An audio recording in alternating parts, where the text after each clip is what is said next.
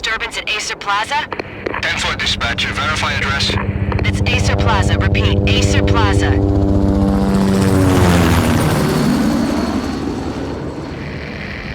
Shots fired on the rooftop. An assault in progress at Acer Plaza. Repeat, an assault in progress.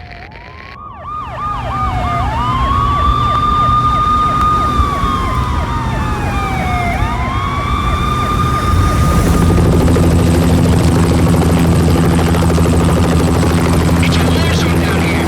1085 dispatcher. Need additional units. Additional units now. Officer in danger. Officer in danger.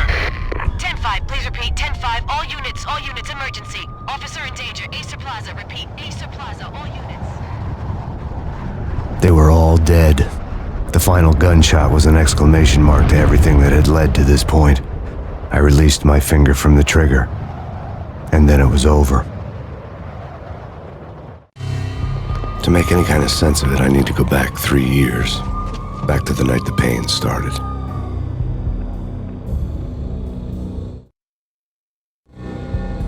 I was still on the force back then. NYPD, Manhattan, Midtown North Precinct, Hell's Kitchen. So when are you coming to work for me, Detective Payne? You'd make me work undercover in some hellhole. Sorry, Alex. Michelle and the baby come first. See? My last smoke. It's bad for the baby. That's you, Max. A regular Boy Scout. See ya, Alex. Still on for poker Thursday night, right? Like taking candy from a baby.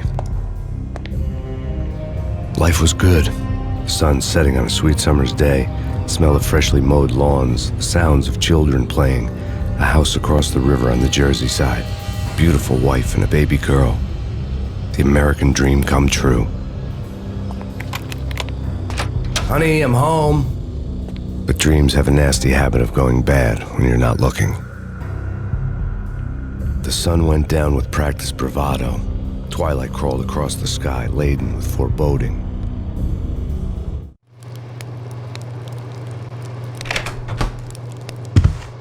Michelle, honey, anybody home? I didn't like the way the show started. They'd given me the best seat in the house, front row center. What the hell? Something ugly had been tattooed on the wall, a map of things to come. It was a poison syringe, a magic tag full of diabolical meanings.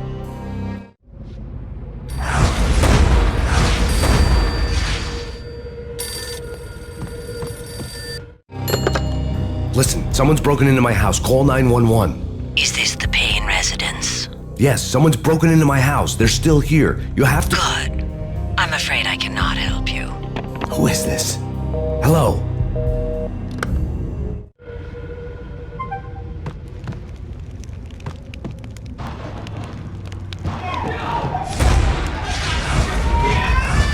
Michelle!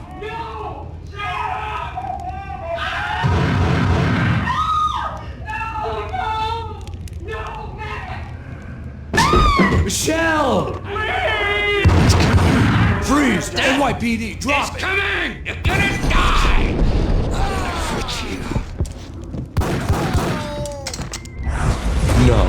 No, please, God, no. God bless your fallen angels!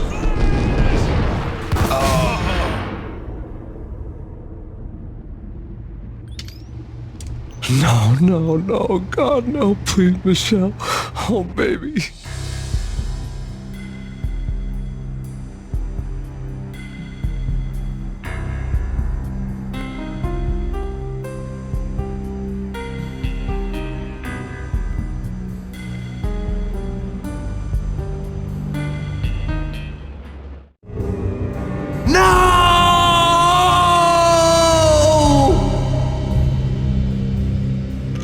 That was 3 years ago. Everything ripped apart in a New York minute. The killer junkies had been high on a previously unknown designer drug, Valkyr, V. After the funeral, I told Alex I'd be transferring to the DEA. It took us 3 long years to get a break in the Valkyr case. Then, finally, 2 months ago, a dime dropper tipped us off that Jack Lupino, a mob boss in the Punchinello crime family, was trafficking.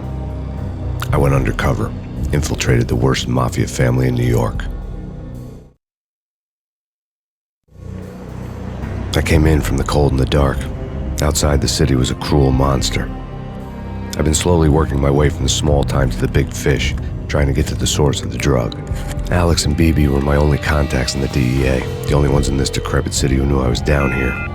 BB here. Something urgent has come up with Jack Lapino. You need to meet with Alex immediately at the Roscoe Street station. I hadn't had a face-to-face with Alex since I'd gone undercover. Outside, the mercury was falling fast. It was colder than the devil's heart, raining ice pitchforks as if the heavens were ready to fall. Everyone was running for shelter like there was no tomorrow. It didn't get any better when I got to the subway. The feeling hit me like a point-blank shot straight in the face. Something was not right about this. My Beretta stirred nervously under my coat, but the train doors had already shut behind me, and I was in for the ride. Next stop, Roscoe Street Station, and Alex.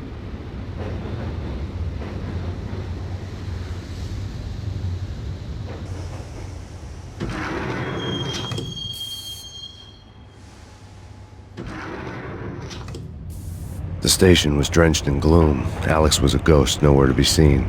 I'd have to look for him.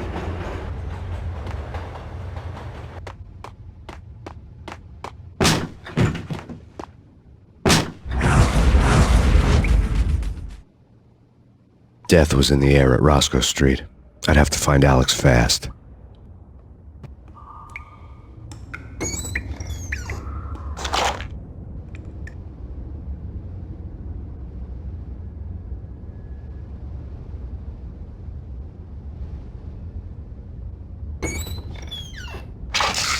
The pills would hold the pain back for a while. Wasn't Jake's... What the...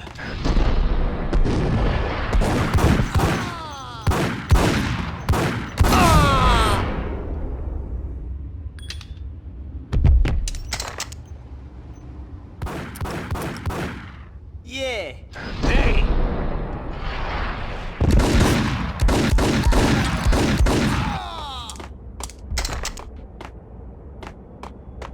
Yo, guys. Hold it.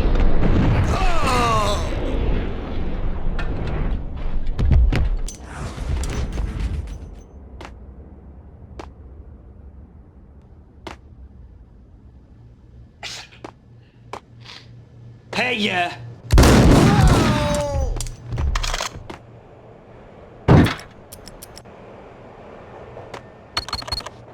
The security panel let out a mocking cackle. I'd need the right code.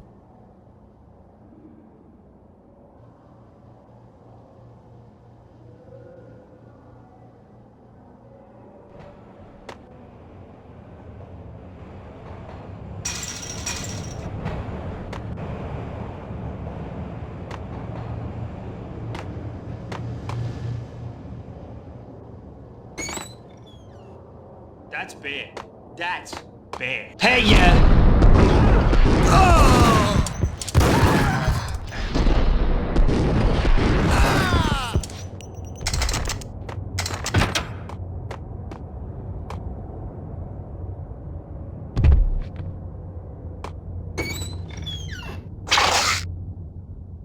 While looking for Alex, I had ended up in the middle of a big-time crime operation. Hitting Roscoe Bank ain't exactly... What the hell?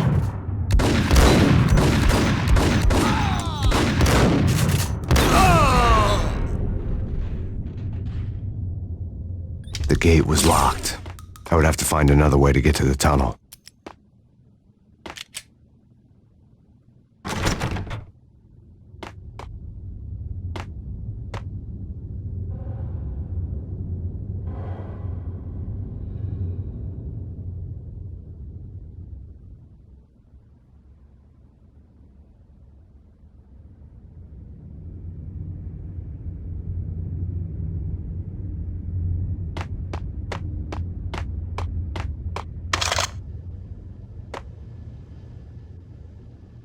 Kiss it goodbye.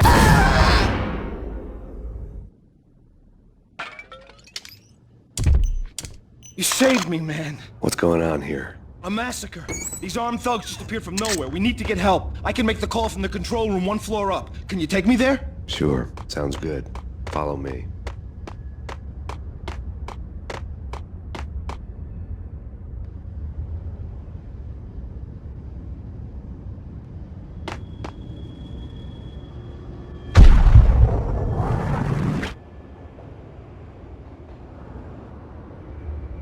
Home free. This way. Dig out!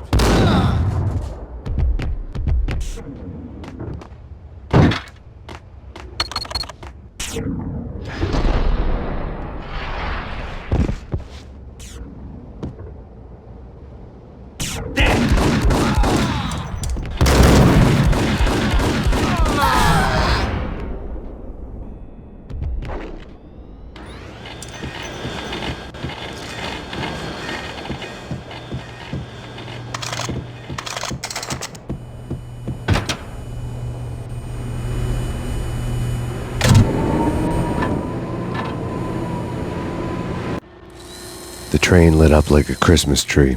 The power was back on.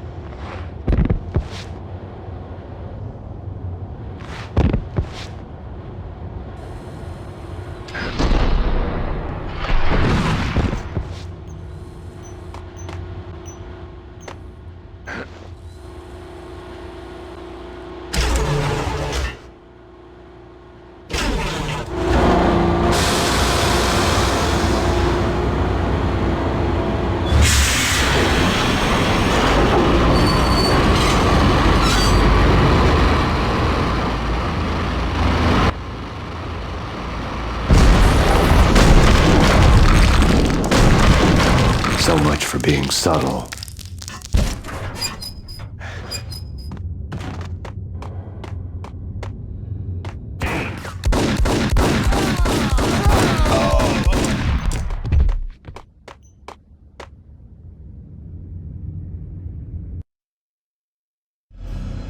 The rusty door led to an abandoned part of the station, closed off since the early 40s. Something big was going down in Roscoe Street. Maybe that's why Alex had wanted to meet me here. Maybe not. One way or the other, I was gonna find out.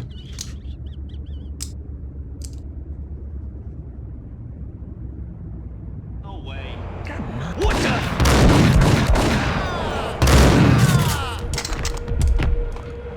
Hold it!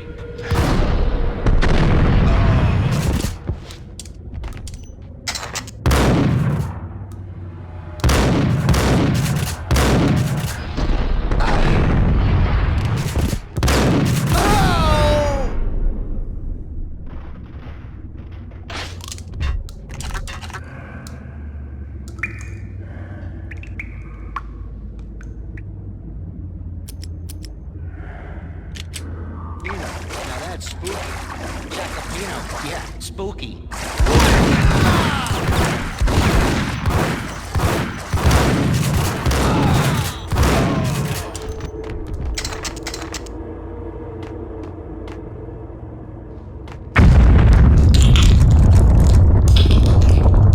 What the hell was that?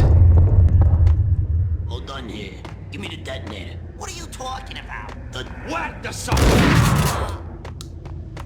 Whack the sucker! What the hell?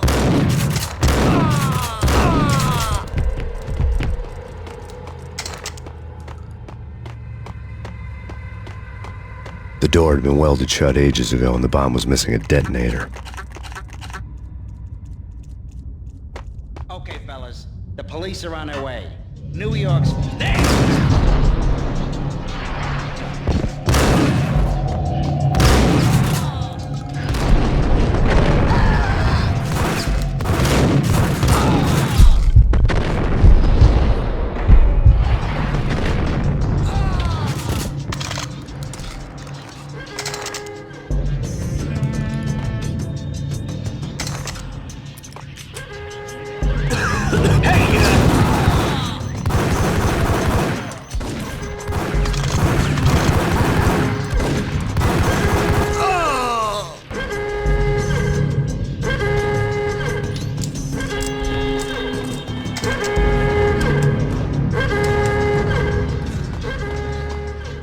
The bank robbers had left their tools on the table. Judging by the detonators, the crooks had bought enough explosives to send Lady Liberty into orbit.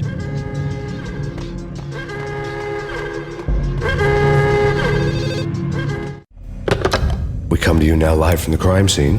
Who is this? Right back at you. This is Deputy Chief Jim Bravura from the NYPD. You are to cease your criminal activities and surrender immediately. Sure thing, Jim. Me and the boys have been talking and everyone's real sorry. They'll never do it again. Who the hell is this? Being placed at the scene of a bank robbery wouldn't have tipped the odds in my favor.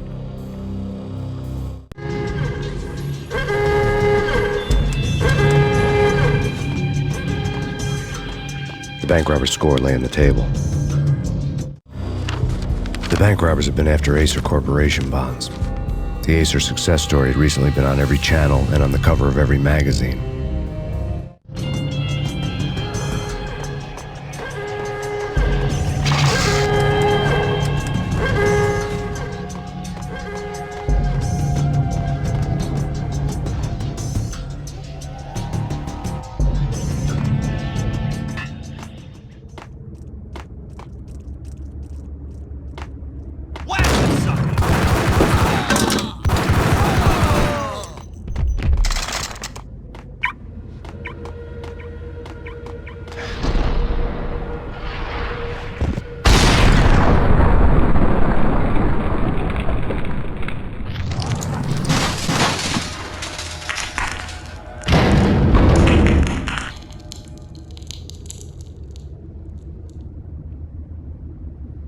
Hold it! Max, Jesus, you almost gave me a heart attack! I nearly shot you! Alex, am I glad to see you. What the hell's going on? There are more corpses here than at the city morgue! It's an armed robbery, a tunnel job straight to the Roscoe Bank vault through the old station. This is why. This is Lupino's gig? This is Lupino's doing? Lupino's men? Really? You sure know how to pick a place? Can you get through? No, it's locked. We gotta get out of here. If it's Lupino, it's... Alex? Alex! There was nothing I could do. He was dead. I could tell by the empty, accusing stare of his eyes.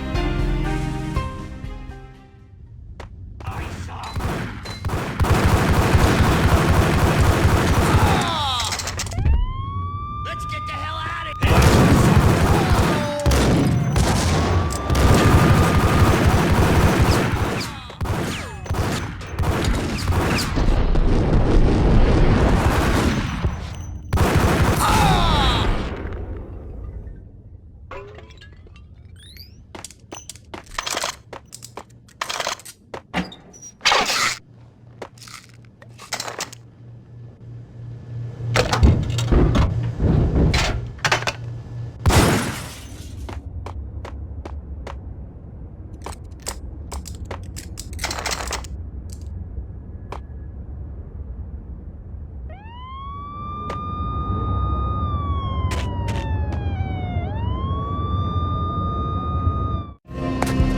Alex had kept me relatively sane for the past 3 years.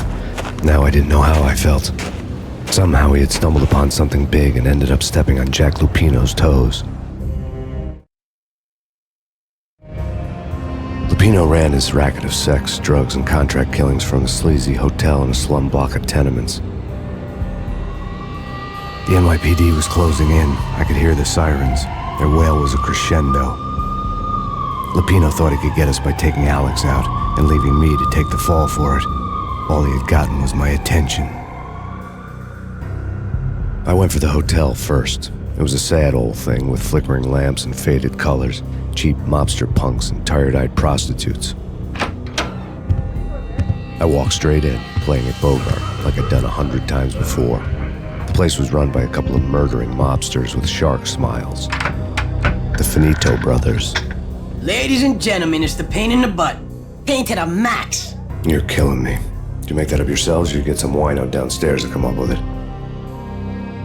Don't answer that. A rhetorical question. I got something for the boss. Lupino around? That kind of depends on who's asking. A friend or a junk squad plan. Don't answer. It's one of them, how do you put it, rhetorical questions. Lupino ain't here, but he said bye. Lupino wasn't in his cheap hotel. Instead, I ran into the Finito brothers. My cover had been blown, the door slammed shut behind me, and then I was dodging bullets like raindrops. Pain in the butt. Ha ha! Pain to the max. Jump squad pain. Got a ticket to Farmer City. Over the line there.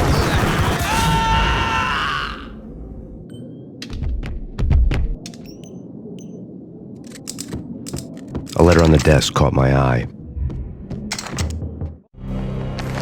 I had met Lupino only once. The gangster ran all his rackets through his right-hand man, Vinnie Gognitti.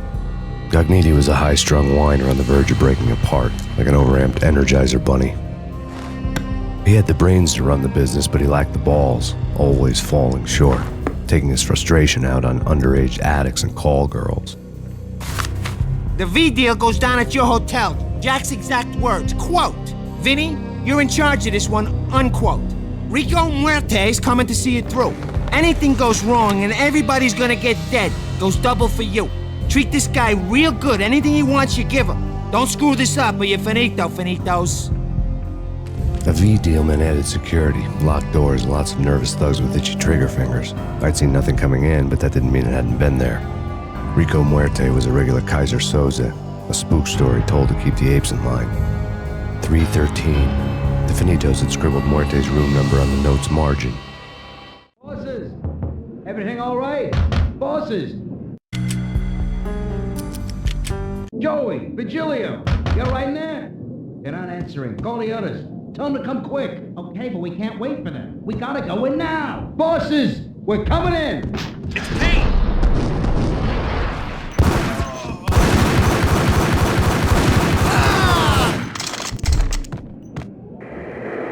The NYPD has been out on massive killer storm.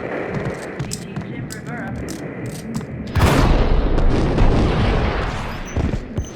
Here stated that Valkyrie represents the NYPD is... Yeah, something's wrong with the bosses. Payne's there and... Hold it!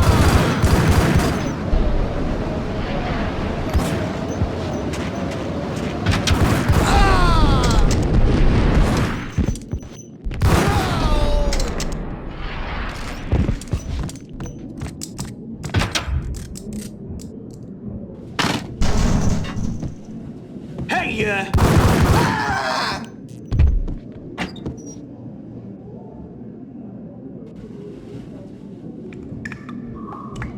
Previously on Lords and Ladies. Lady Amelia, Marquis Valentine asks for the audience. Thank you, Lawrence. my lady. My lord. And now, in a...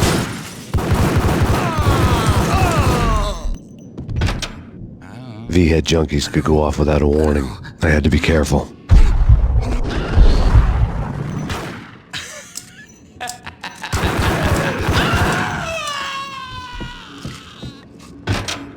There he is.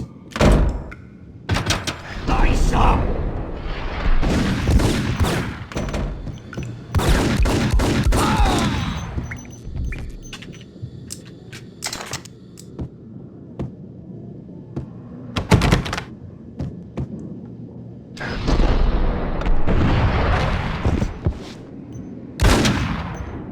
Piece of crap. Get him.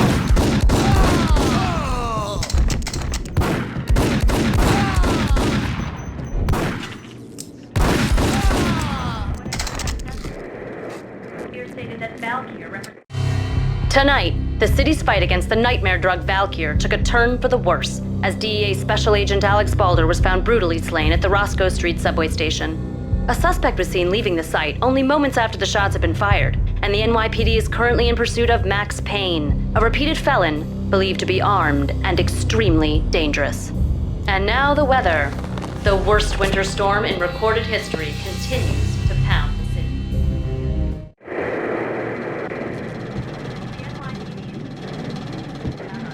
This party had been dead for a while. I couldn't say I was sorry I'd missed the show.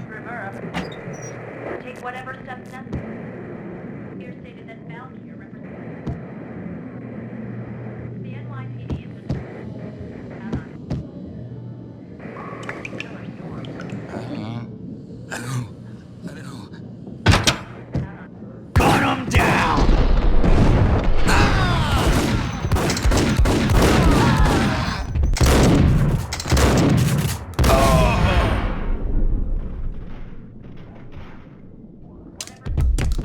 I'd found Muerte's room.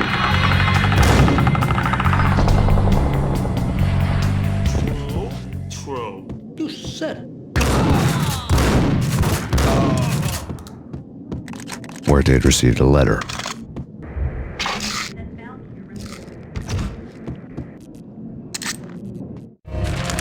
Our investigation had turned up nothing to link Angelo Punchinello, the head of the Punchinello family, to Valkyr. All tracks had ended with Jack Lupino. The letter in Muerte's room was signed by the Don himself. It was the first hint that the Kingpin knew what was brewing inside his syndicate. The trouble you got into after the Chicago screw-up. The Punchinello family bailed you out. You have been waiting for a chance to pay us back. One of our trusted boys has a monkey the size of King Kong on his back. We need your special skills for backup on a major deal. Collecting evidence had gotten old a few hundred bullets back. I was already so far past the point of no return I couldn't even remember what it looked like when I had passed it.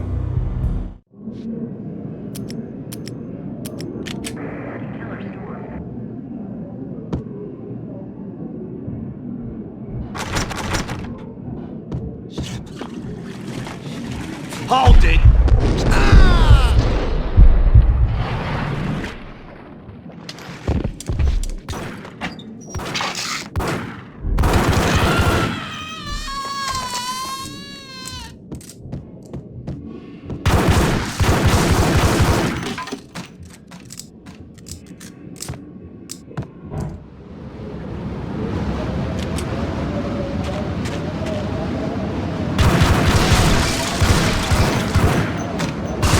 I didn't want to know what had happened here. It was not a pretty sight.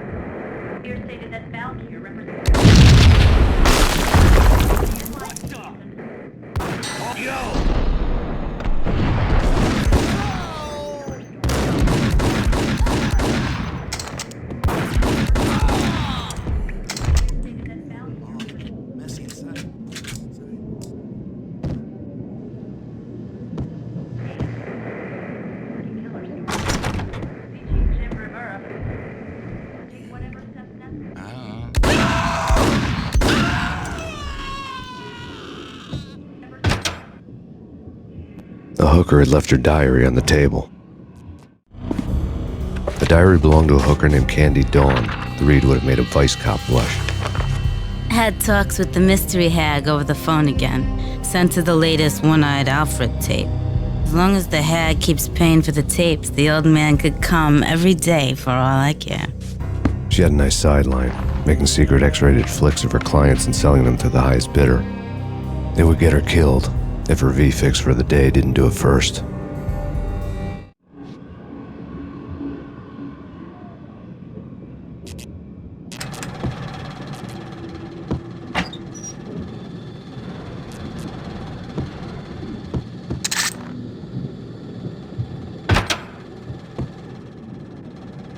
What's up? It's him. Go get him. No!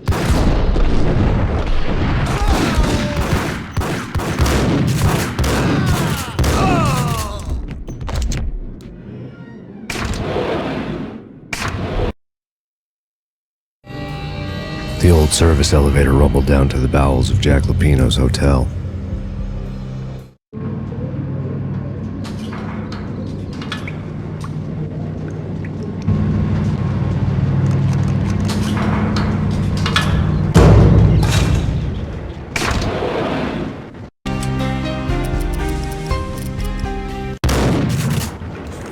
Crazy. The cops were doing up there.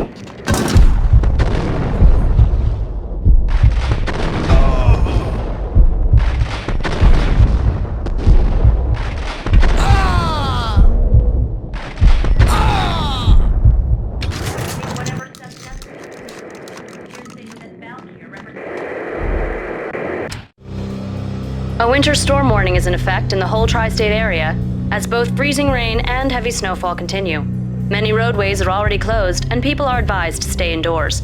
The severe blizzard has ravaged New York for 3 days now, with no end in sight. We'd been snowed from the start in the Valkyr case. The forecast said there was plenty more where that had come from. But the snowbound city was on my side. Less chance of innocent bystanders getting caught in the crossfire.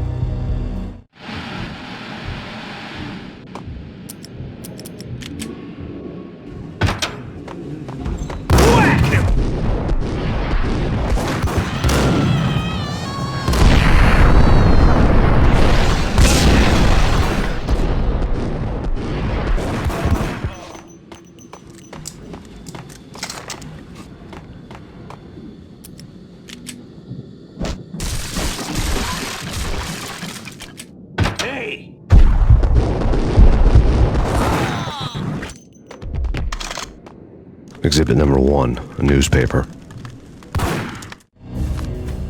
A dead man tied to a chair lay on the boiler room floor. Captain Baseball Bat Boy has an unbeatable track record in superhero death matches. But a 6-pack of root beer gets me every time. The murder weapon was a baseball bat, now lying in a pool of drying blood next to a newspaper folded open on a Captain Baseball Bat Boy comic strip.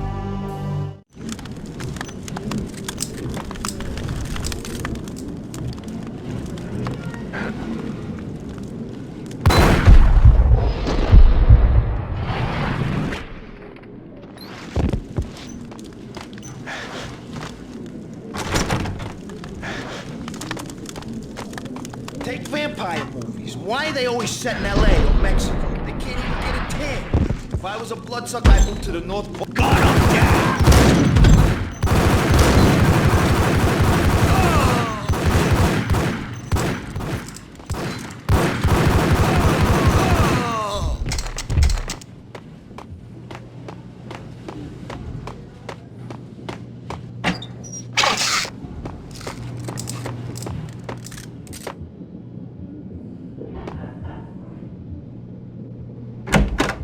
Chill with the guns. Trust me, you don't want to piss Muerte off. Gentlemen, let's do business. Get here!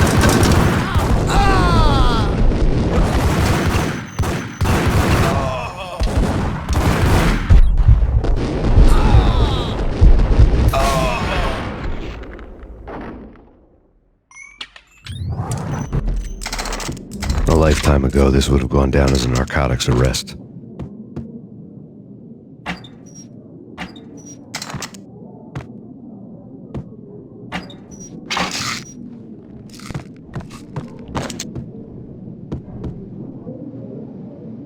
There was a key on the table.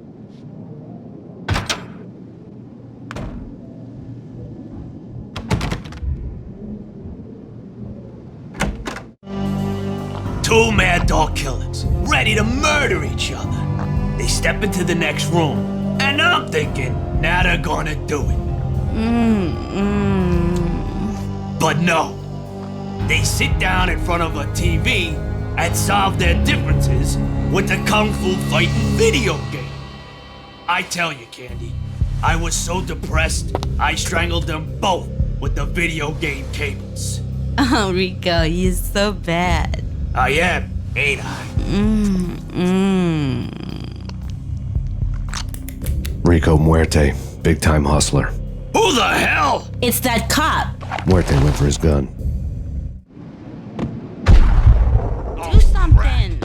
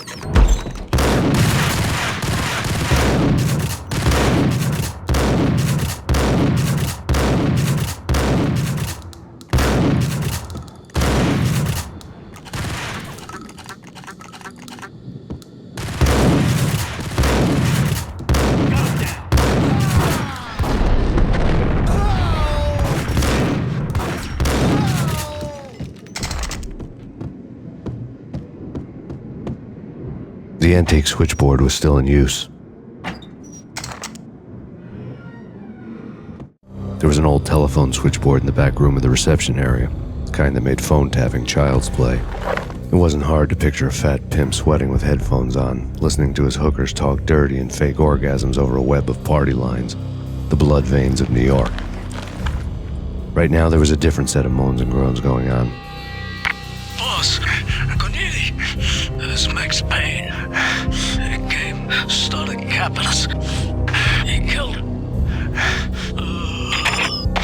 Are you freaking kidding me? He's just one lousy cop. You better be freaking kidding me. Whack him. What's the freaking problem? Hello? Answer me. Hello?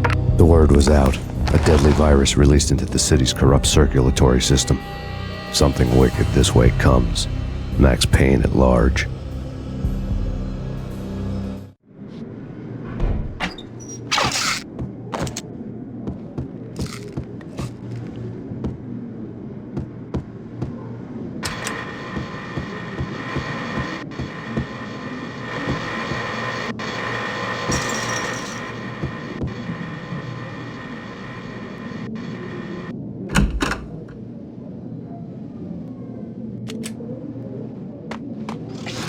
Hold it!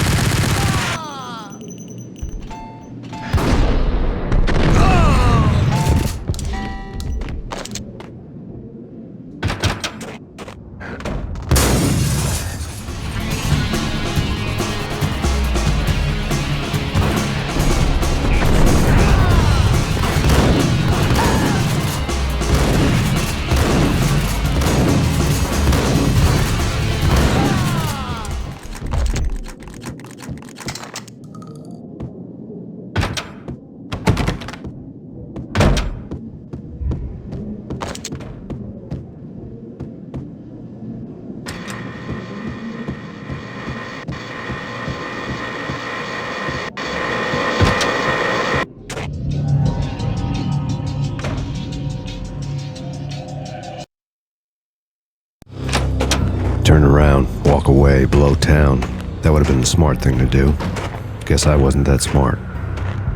Lupino's tenement buildings were a seedy hangout for all kinds of sleaze. A liquor store, a pawn shop, a laundromat full of mobster bookies and loan sharks. The list went on. The how and why of it was a mystery to me, but they knew I was a cop. They knew I was coming, and they were going to get real trigger happy about it. I got to see Lupino's hangout all lit up. A bomb went off, turning snow into liquid gold. A pillar of fire lifted the remains of a car straight up into the air. The flames were highlighted on the hood of a black Mercedes-Benz as it coasted down the street real slow, as if the driver didn't have a worry in the world.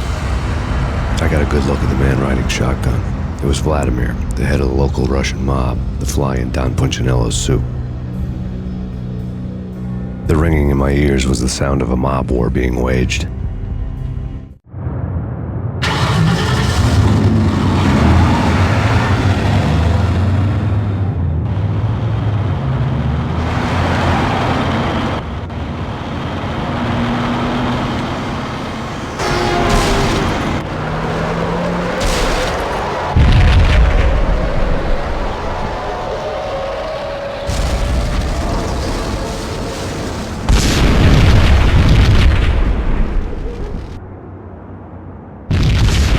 Another bomb exploded inside the closest slum building. It was a lucky break. The goons inside were spooked, but luck always came with a price tag. More bombs could still be ticking inside, and the cops would already be on their way. Jack Lupino's suite was on the top floor. At least it used to be, before the explosive makeover.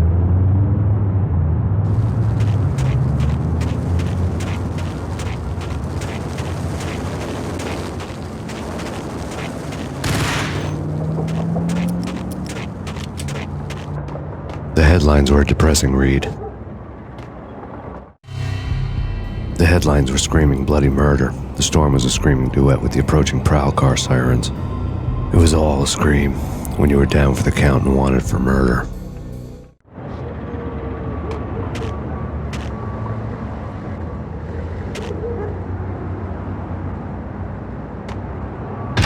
Hold it!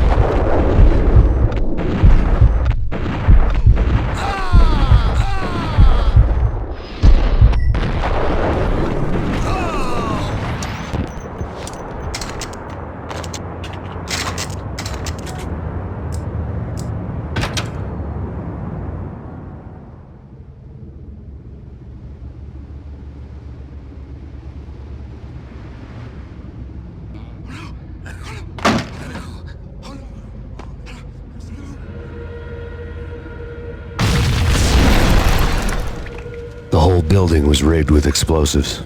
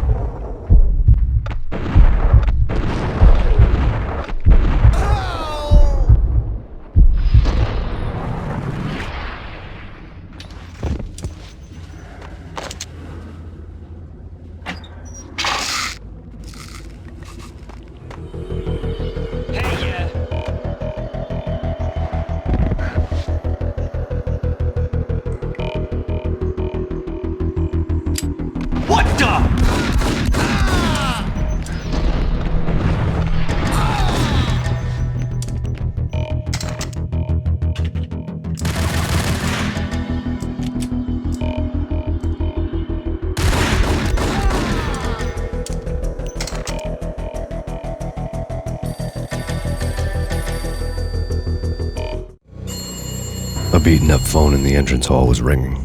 It could have been just a junkie in need of a fix, but it turned out to be something more sinister than that.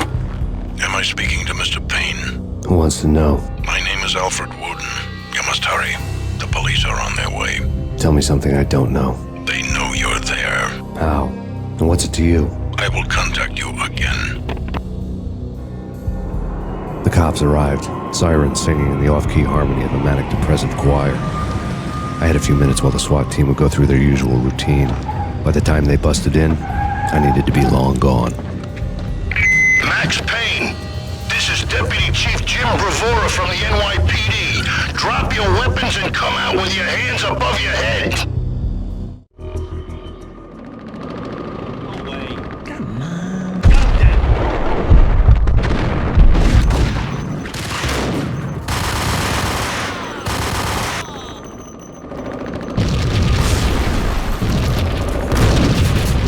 Left a letter on the counter. There was a key on the shelf.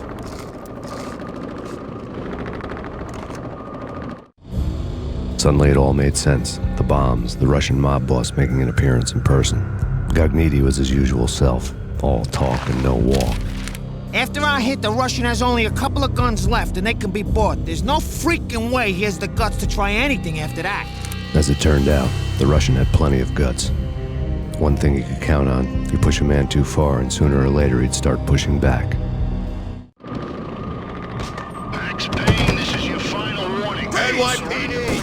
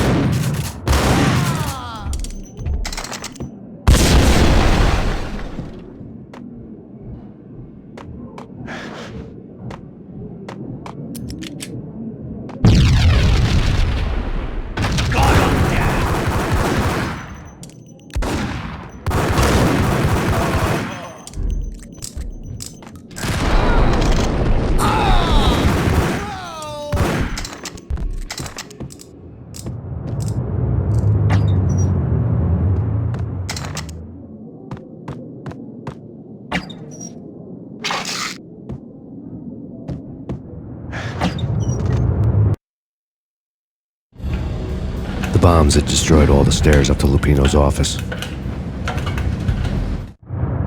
The alternate route led there by way of adjoining rooftops.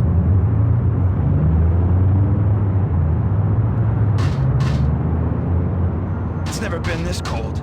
Never ever. It's like the sky's falling. Yes, sir. It's the end of the world as we know. And I don't feel fine. I don't feel anything.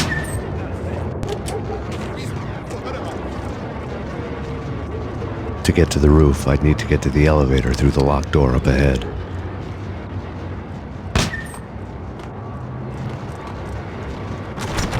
Pizza delivery. Never seen you before. Buzz off, Joker.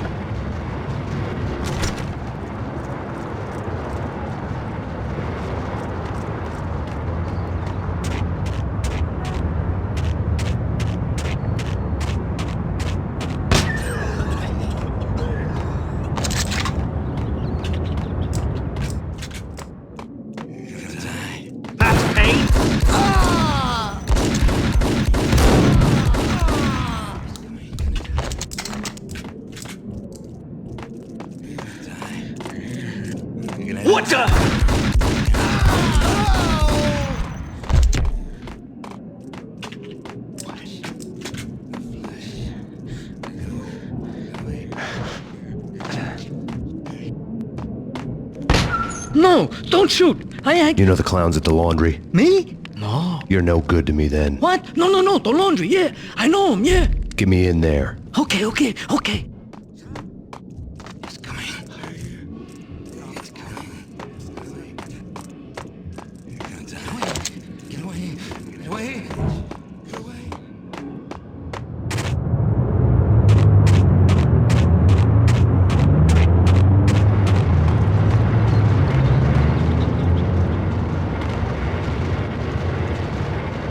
It's me. Open up. Let me in, quick. Not so fast. The password. John who? Come on. Okay, John Woo. All right. Come right in. It's a trap! There he is.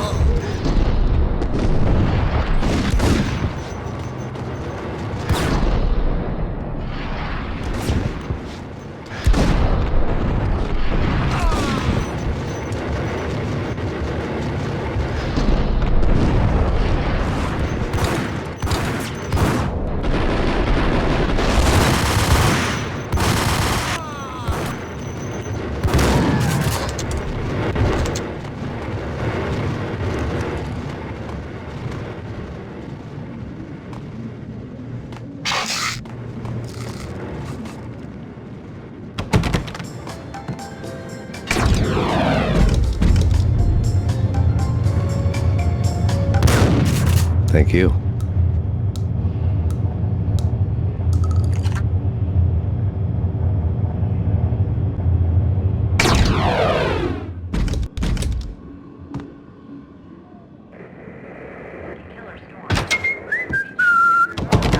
I'll be out soon.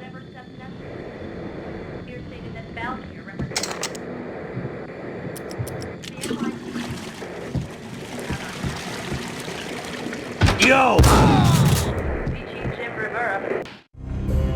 New York City is in crisis tonight, with reports of Valkyr-related gang war in the streets of the Bronx.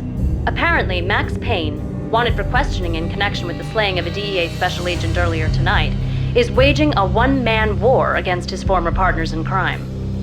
Among the list of casualties so far are notorious mafia members Joey and Virgilio Finito, as well as Rico Muerte, himself a fugitive from the law, and a suspect for several murders in the Chicago area. The NYPD has been placed on full alert. A citywide APB has been put out on Max Payne. Deputy Chief Jim Bravura has promised to take whatever steps necessary to bring him to justice. What those steps may be remains to be seen. For NYCNN TV News, this is Kira Silver.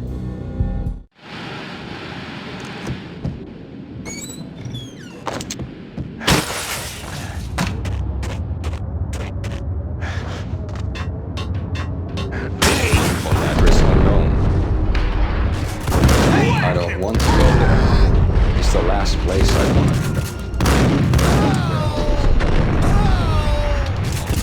It's not me talking to the paint flamingo, but someone who looks the part down.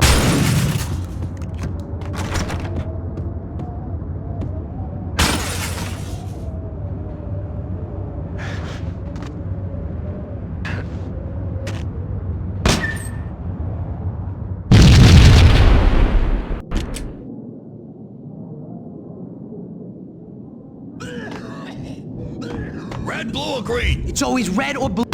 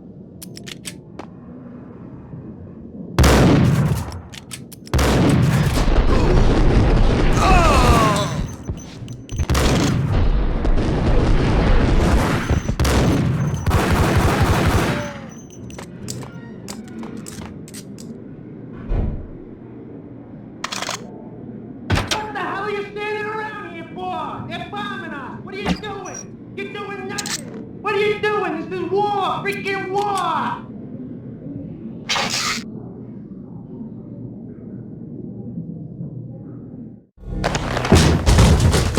Vinnie Gognitti, just the man I've been killing to see. Payne? Freaking fed! I knew from day one there was something screwy about you. What do you think you're doing? You're a freaking cop. You ain't got squad on us. You can't just come in here waving your piece like it meant something. Yeah! Oh my God! Oh God, you shot me! Ah! You're dead, Payne! What the hell are you waiting for, you apes? Kill him! Kill him! With pleasure, boss. Gognitti bailed. I made like Chow Yun Fat.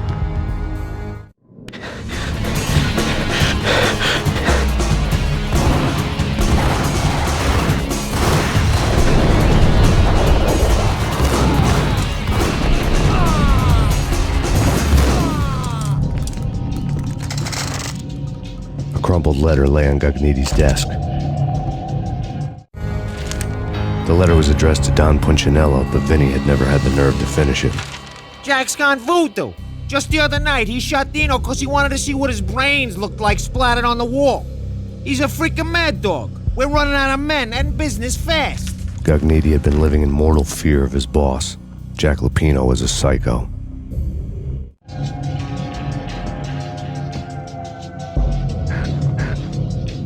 Vinnie Gognitti was running scared.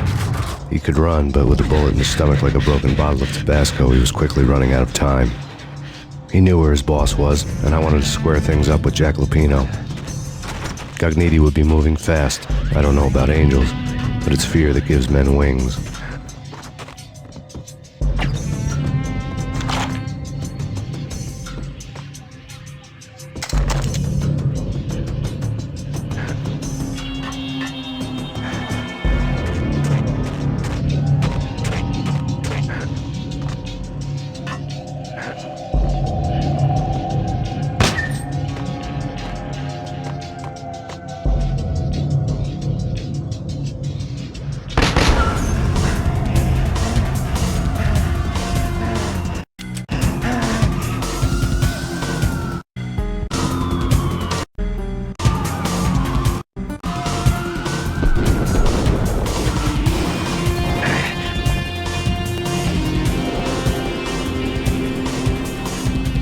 Gognitti hitched a ride. To catch him, I'd have to follow his lead.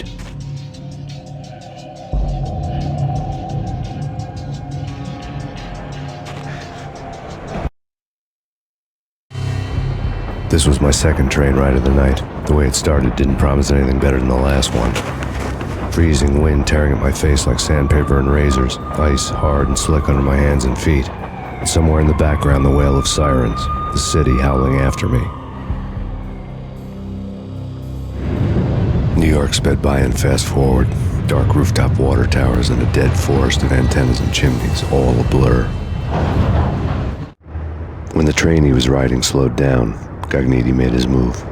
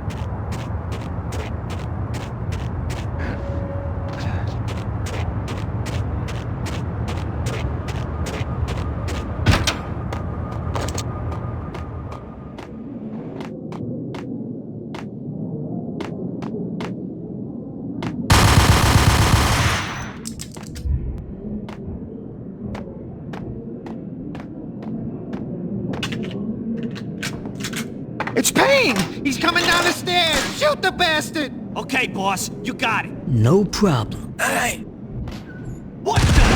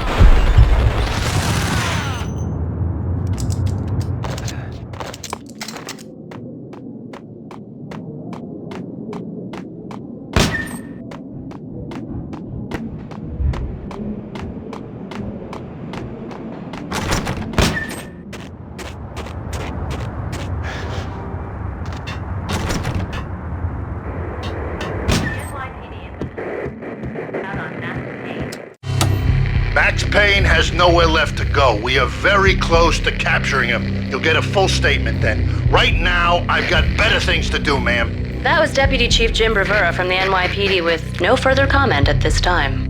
Apart from his suspicious food habits, I figured Bravura to be one of the good guys. Fate had just dropped us on different sides in this. But when it came to capturing me, he was way out of his league. I had already ditched the cops a couple of rooftops back. For now.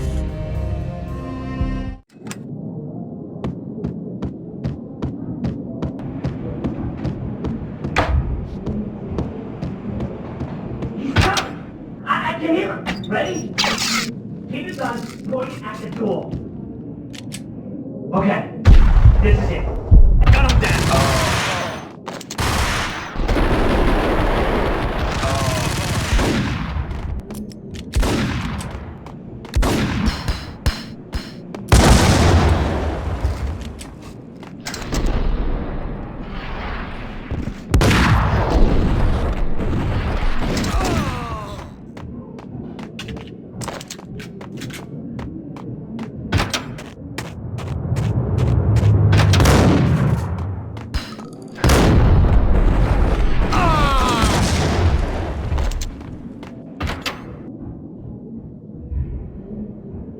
Open, goddammit! Payne! I'll kill you, you lousy freaking cop!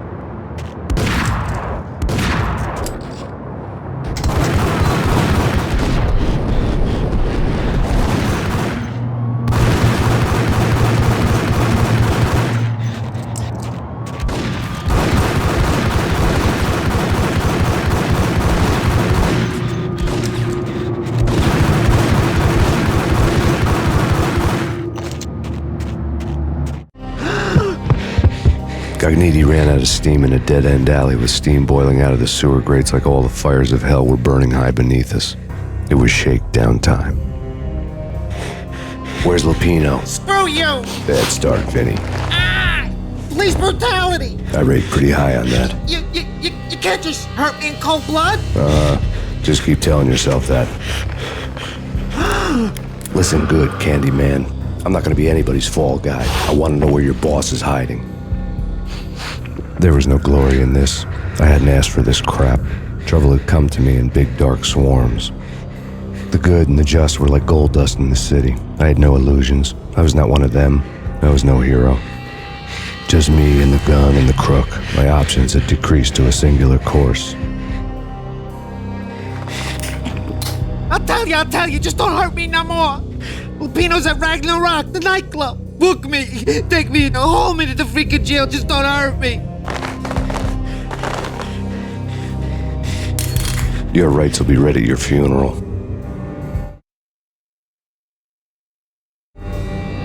Ragnarok was Lupino's private nightclub, a den of drugs built into an old theater. I knew what waited inside. V-head junkies ready to explode in random acts of senseless violence, and Lupino's goon squad, the worst stone-cold killers this side of hell. Ragnarok was as inviting as a headache, flickering and flashing to a machine gun beat. The belly of the nightclub was a gothic theme park that began with bondage games and led to the nasty stuff from there. As subtle with its dark message as a cop-killer bullet through the heart.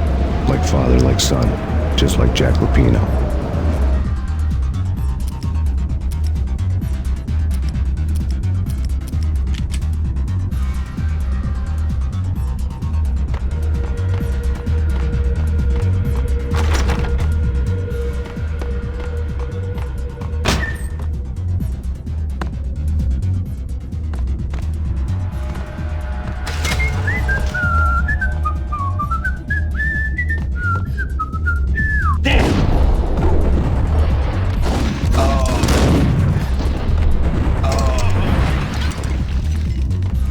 had never been a bestseller. Given the setting, I was surprised to find that somebody had been passing time reading. The paperback was entitled The Age of Murder and Storm. The blurb on the back mentioned Norse mythos and Ragnarok, the end of a Viking world with a terrible winter that covered the earth in ice, when vile crimes were rampant and all humanity lost. I could see how somebody impressionable might get it into their head that we were at the end of time. I was also beginning to see what the nightclub and its owner were all about.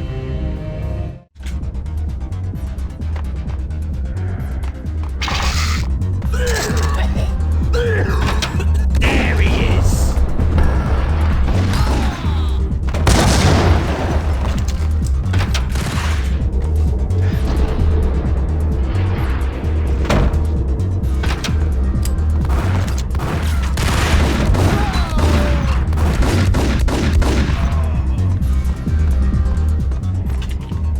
What the?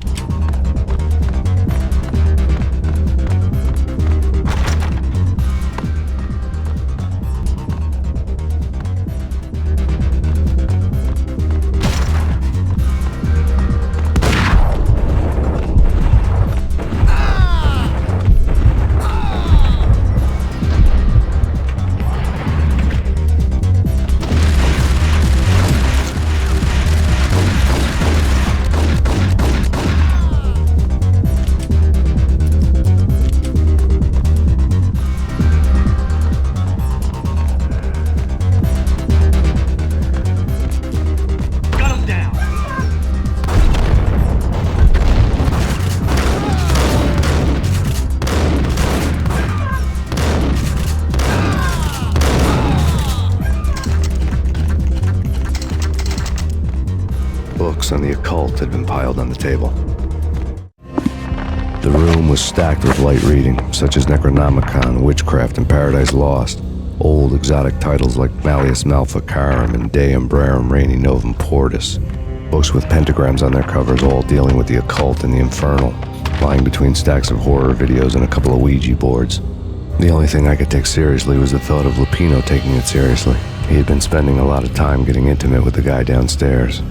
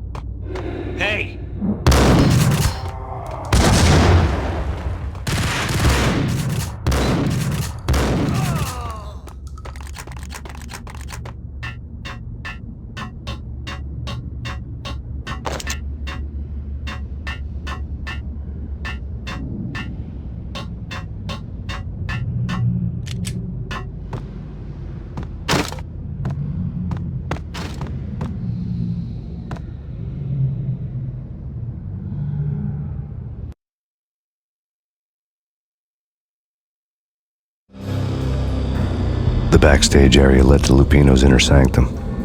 The hot air inside was like an invisible wall, thick with incense and something else, a sickly sweet smell that made you gag.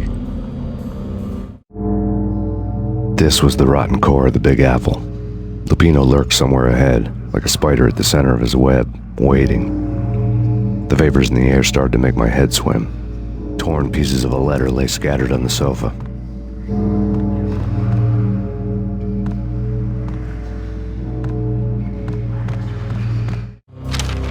Punchinello had threatened Lupino in writing. The note had been torn to pieces, bloody fingerprints all over them.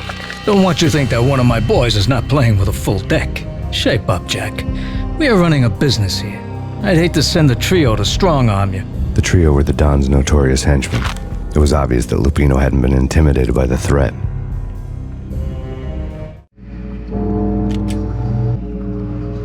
Lupino's notes covered the table. Jack Lupino was crazy, all right. The table was scattered with notes of demented arcane nonsense written in rusty blood, a mishmash list of demons, devils, and dark gods evoked. Beelzebub, Asmodeus, Baphomet, Lucifer, Loki, Cthulhu, Lilith, Hela, blood given to you all. He was after that old Faustian deal, your soul for power and fortune.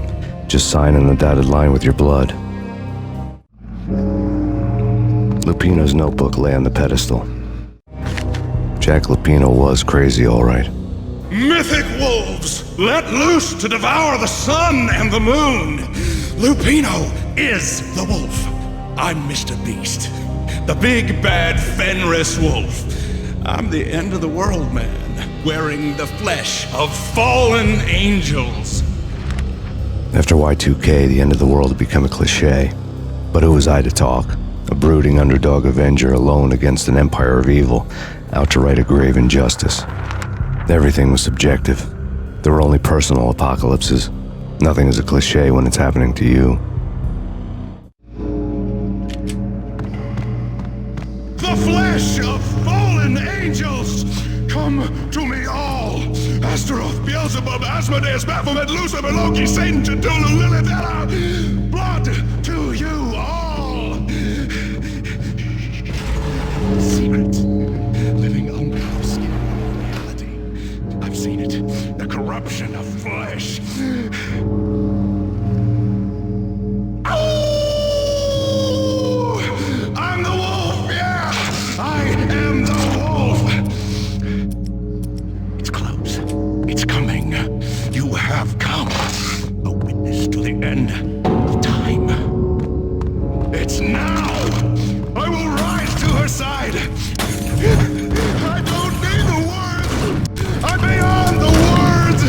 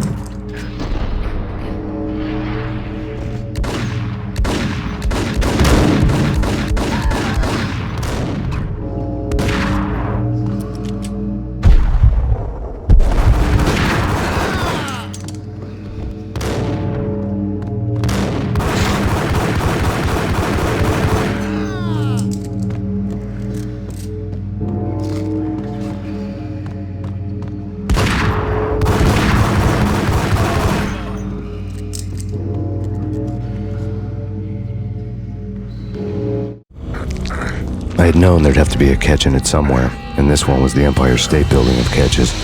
Lupino was pumped up and dying to go 15 rounds with a mutant alligator. And then he started this spooky monkey talk, straight from a bad dream. Mine. I have tasted the flesh of fallen angels. I've tasted the devil's green blood. It runs in my veins. I've seen beyond a world of skin, the architecture of blood and bow and arrow. Death is coming! She is coming, and hell follows with her. This is the twilight winter. I am ready to be her son. Her time is now, and all who stand in her way must die!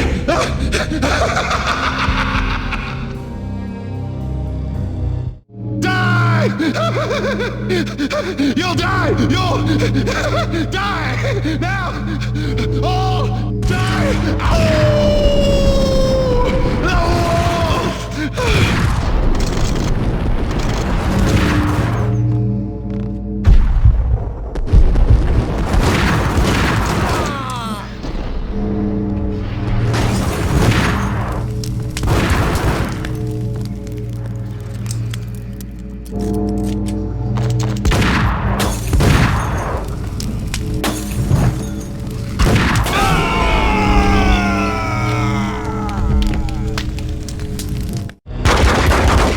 Finally went down.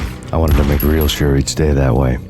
V was a bad monster. Turned them into friggin' zombie demons from outer space. I think he's dead already. Huh? And that's when it happened. But dead or not, you've got the wrong guy. In stepped this knockout femme fatale holding a gun to my face. I returned the favor.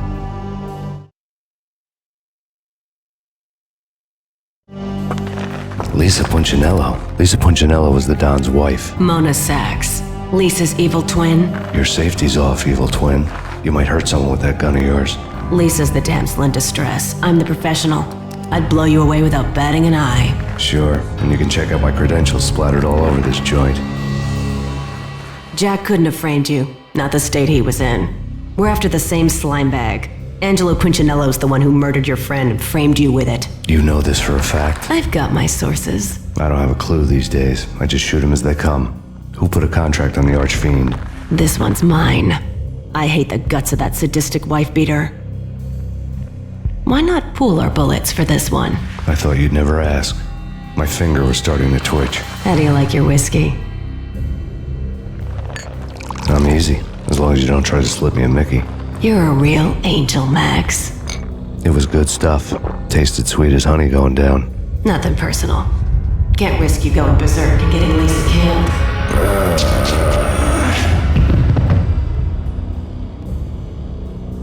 The nightmare was always the same.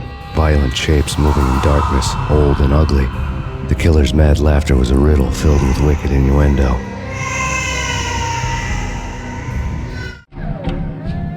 Somewhere, the baby was crying.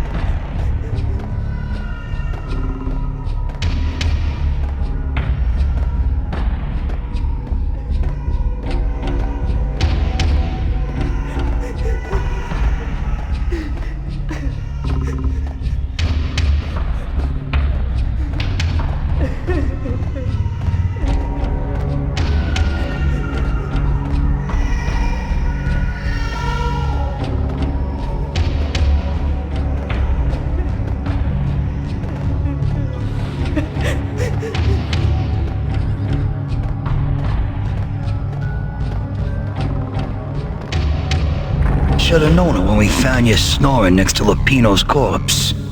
A comedian, huh? Michelle looked at me from the photo. The Payne family. Happiness captured in a Polaroid moment. I had thought it would last forever, till death do us part. I didn't want to think about it. As long as I didn't, it could never happen. But I had broken my own rule. The thought had already slipped in. Fear was rusty needles poking at my brain. Cold and scaly, it slithered down my chest. The pictures were filled with good old times.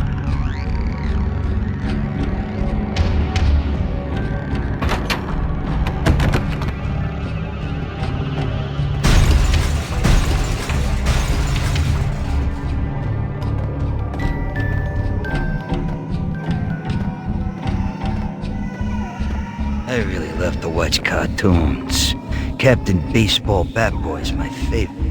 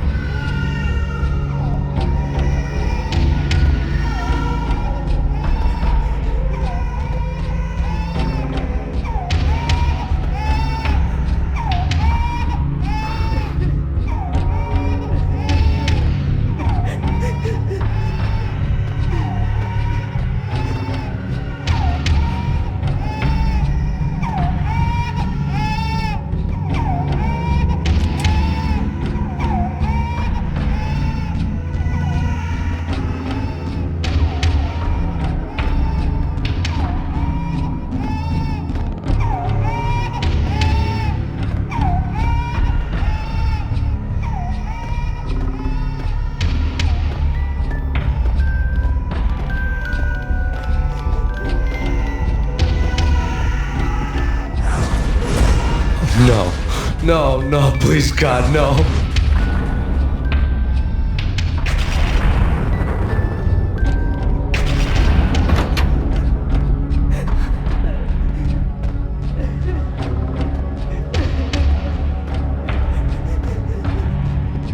You can slice them, dice them, shoot them full of holes, blow them to bits, vaporize them, disintegrate them. No matter what you do, they'll still be back, good as new. Michelle's diary lay on the table. Michelle was working part-time in the district attorney's office. Her diary was open on today's entry, her handwriting all pretty curves. An army dossier found its way to my desk yesterday. Valhalla? Isn't that a Norse myth? Something about Vikings? I tried to tell Max about it, but he was busy, that cute frown on his brow. Guess it's nothing, just a mix-up at the courier service. From now on, I would always find time for her. It was a hollow promise. Too little, too late.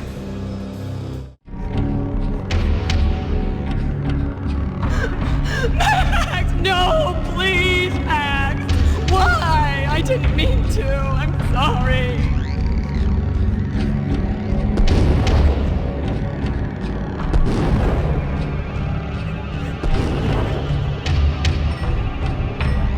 Murderer! You killed her! Nothing like that ever happens in the real world.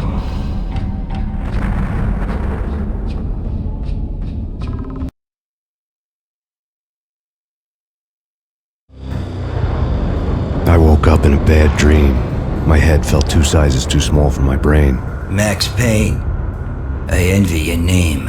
And the killer was smiling. Pleased to meet you. I'm Frankie the Bat Niagara. Niagara, as in you cry a lot? He had a baseball bat and I was tied to a chair. Pissing him off was the smart thing to do.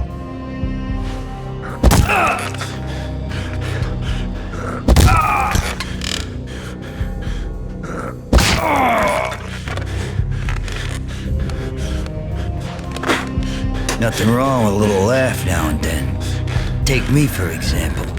I love to watch cartoons. Cartoon violence is a fascinating thing. Let's take a break. I need to take a leak and maybe grab a cold one at the bar.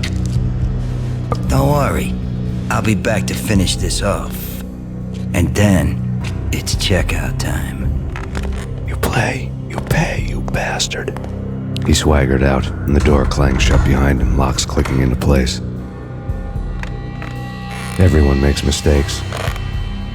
Mine hadn't been to crack jokes about the goon with the bat. He'd have cracked my skull regardless. It hadn't even been to trust a girl with a gun.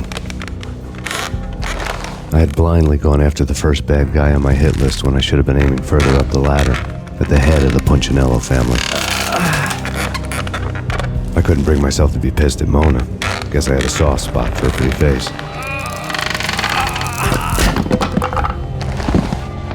But when somebody decides to play baseball with your head, you tend to get sore. They had dragged me back to the basement of Lupino's hotel. I was beaten, bruised, and blue. I felt like the chair I had broken to get free.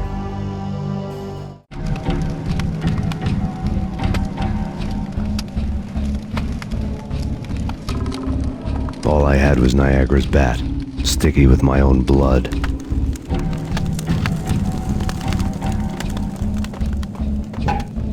Without a gun, I'd be no match for Frankie's men. I'd have to play hide and seek with them. It's Frankie. Hey!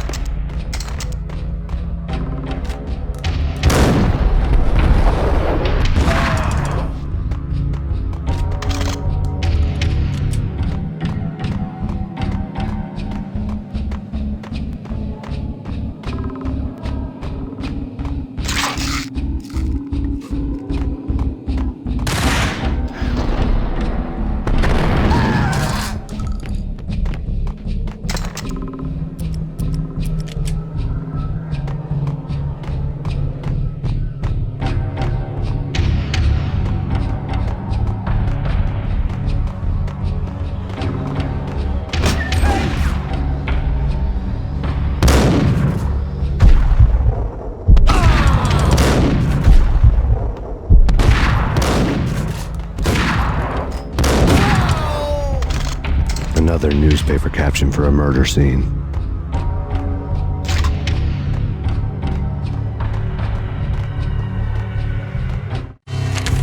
Frankie had left his calling card, a Captain Baseball Bat Boy strip, next to a sewer passage filled with bodies. You'd better not mess with Captain Baseball Bat Boy. Even my archenemy, Bicycle Helmet Girl, swoons at the sight of me. Aha! There were enough corpses to put a mass murderer to shame.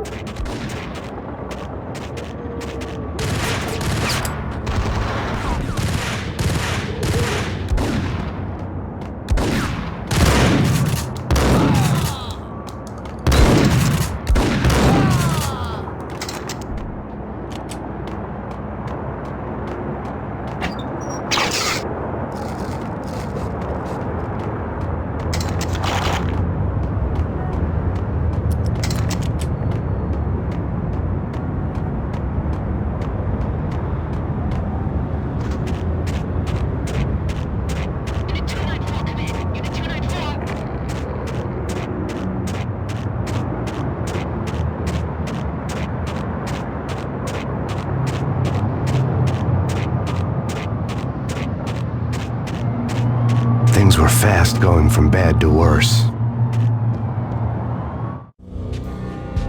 The men in blue had come and gone. They had decorated the place with chalk outlines and tied it together with yellow tape. The cops who had stayed behind were dead. Frankie, his boys, and I had the place all for ourselves.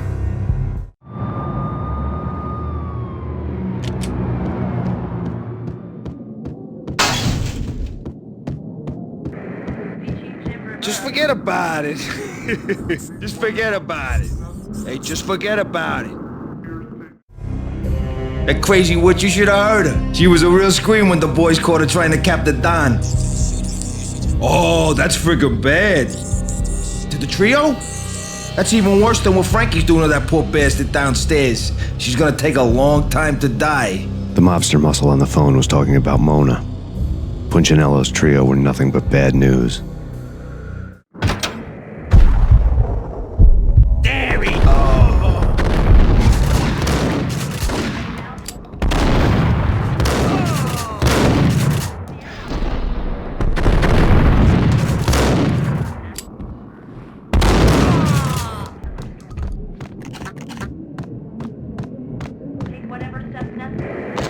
More evidence that Punchinello didn't like me much. The fact remains that all the victims so far identified in the Ragnarok shooting have been known criminals, many of whom had large doses of V in their blood. Reliable sources say that Max Payne was also among those killed, although no body has been recovered at this time. Reliable sources. That meant somebody thought the Mafia had me, didn't want the cops snooping around anymore.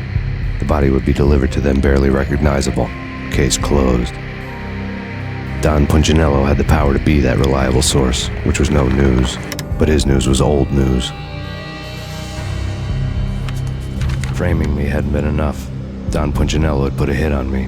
He wanted me dead, and it had been important enough for him to give written instructions to Frankie about it. Max Payne should die like a dog for the trouble he's caused. Frankie, I know I can trust you to give this matter the dedication it needs.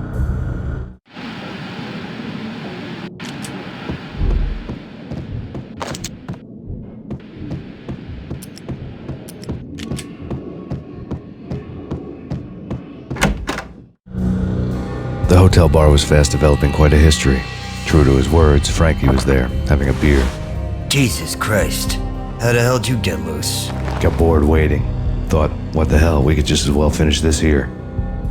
Fine by me. This works out just as well.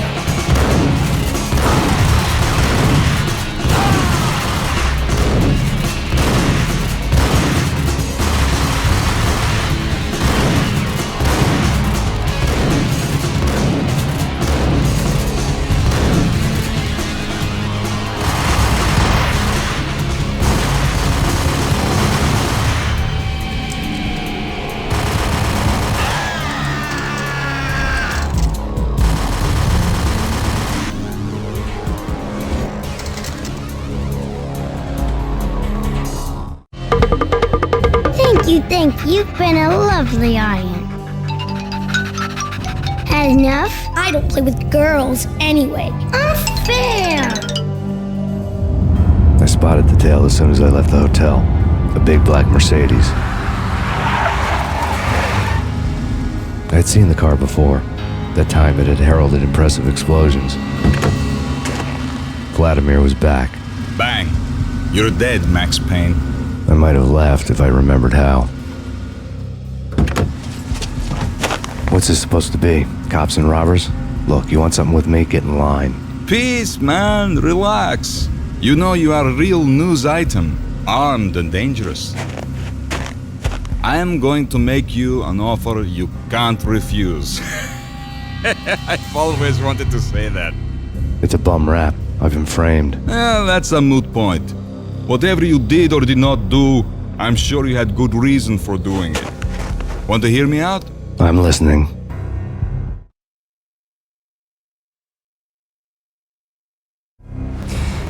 Punchinello messing with V is bad for business all around. But that's not all. There is this guy, Boris Time, used to pull jobs for me. He's the captain of the cargo ship Charon. Now the bastard turncoat has gone over to the other side, Punchinello's. The ship's loaded with high-res hardware, guns, my business.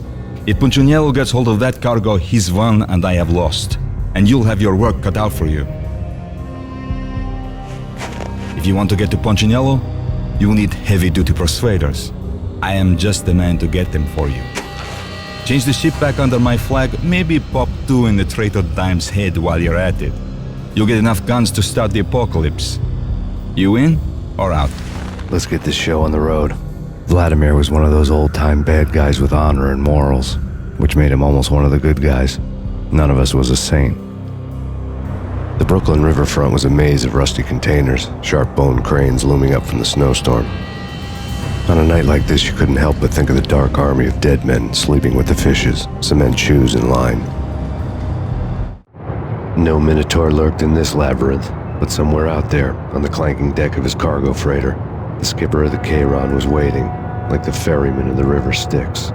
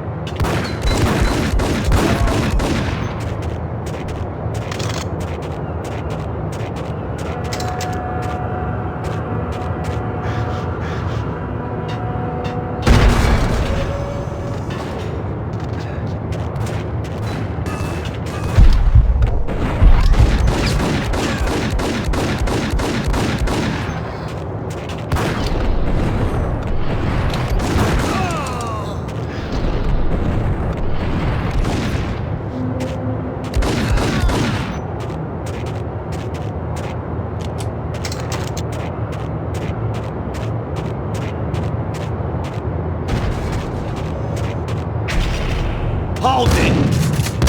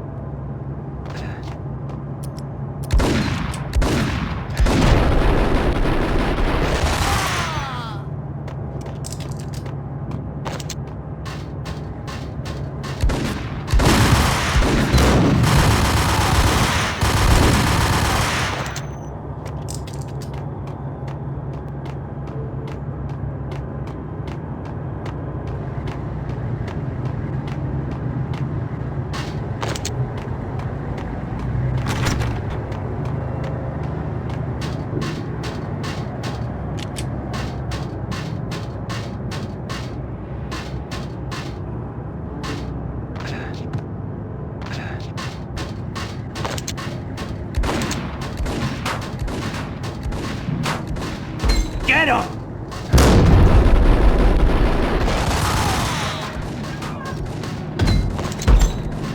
I had found Boris Dime's ship.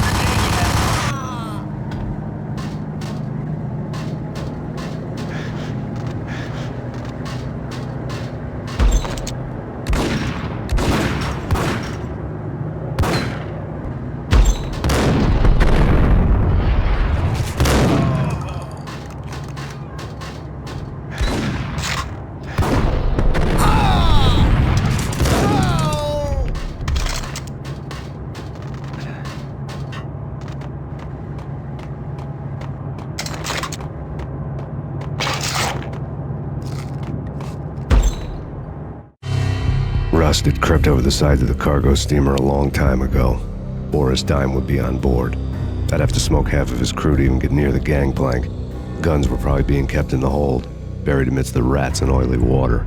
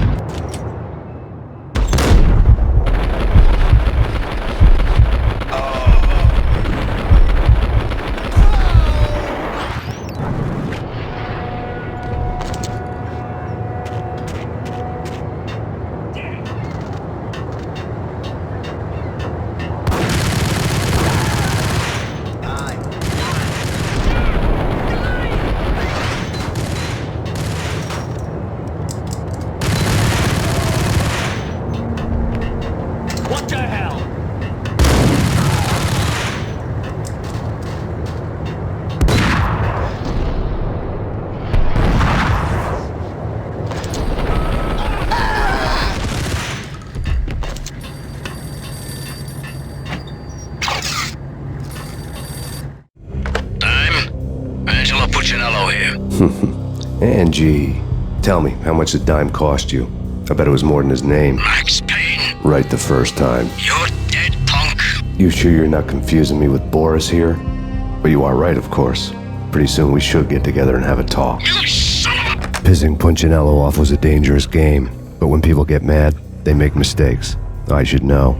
That's where I wanted Punchinello, mad enough to trip over his own feet, preferably into a grave.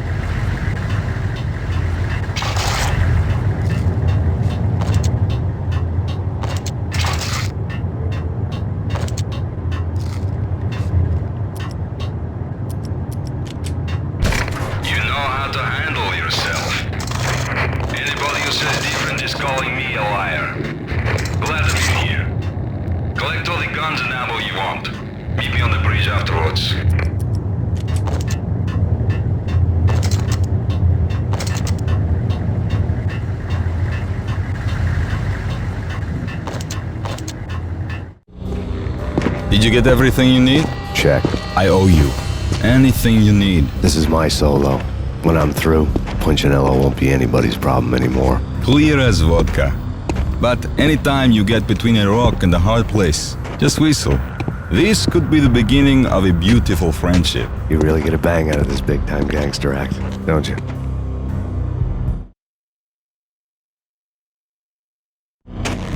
Even with all this firepower, I figured I couldn't get to Punchinello at his manor. I could only hope that he wouldn't pass a chance to hear me beg, to see he's won. This is Max Payne. I want to cut a deal. Payne, you're a dead man. That's what everybody keeps telling me. I got your ship and her cargo. I want to meet. No pain, no gain. Capiche? You know my restaurant? Yeah, I know it. 1 hour. Punchinello's restaurant had seen better days. Snow was falling like ashes from post-apocalyptic skies, but that was outside. Things would soon get hot in the Don's restaurant. I knew it was a long shot, Angelo Punchinello actually showing up, but there was no crime in hoping.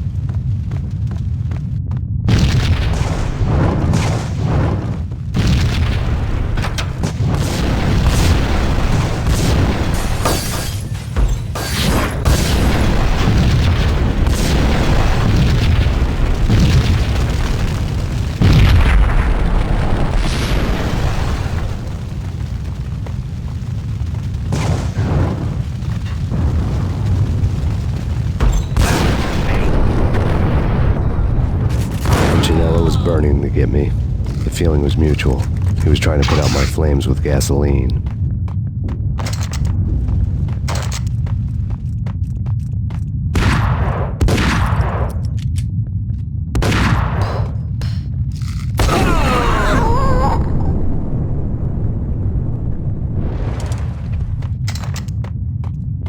The mobsters have been guarding a real treasure, the way out of this disco inferno.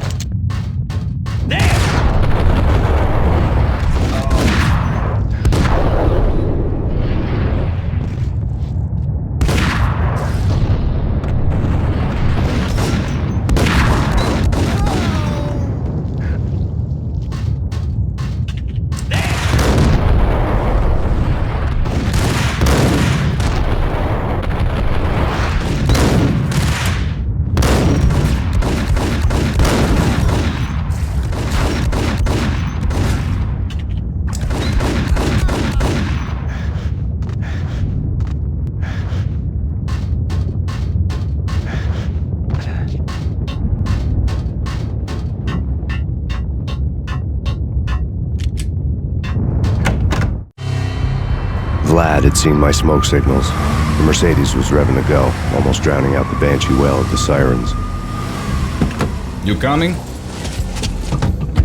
We'll drop you off at the Punchinello Manor. Sounds good to me. When this is over, look me up. I could use a professional like you. I'll keep that in mind.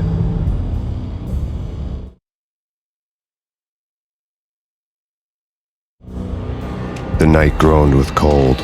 The garden lights flickered nervously. In their light, the falling snow was dead white before the darkness ate it up. I had heard the stories. The trio were mad dogs. They'd have hung the heads of their enemies over the manor gates if the capo had only let them. Punchinello wanted pain. He'd see the pain.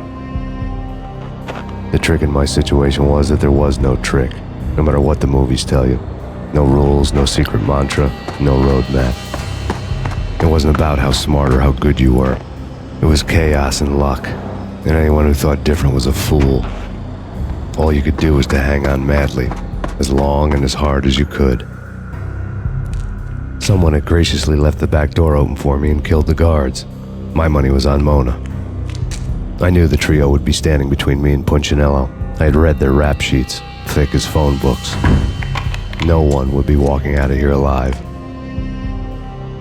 The numbing cold of the broken night had followed me in. Upstairs, the trio tangoed down the manor halls to the silent rhythm of their murderous hearts. The blood of their victims rust on their lips. Vince Mugnano, Pilot Providence aka Big Brother, and Joe Deadpan Salem. The pistol was a frozen lump in my hand, piercing the skin, gnawing me to the bone. In death, the thug had been promoted to messenger. Someone hadn't enjoyed the Don's hospitality. Someone with a flair for the dramatic. Someone who had let herself out of a locked cell and past a couple of armed guards. My thoughts were on Mona again. I could only hope she was a good enough gambler to walk away while she was still winning, before she'd run into the trio.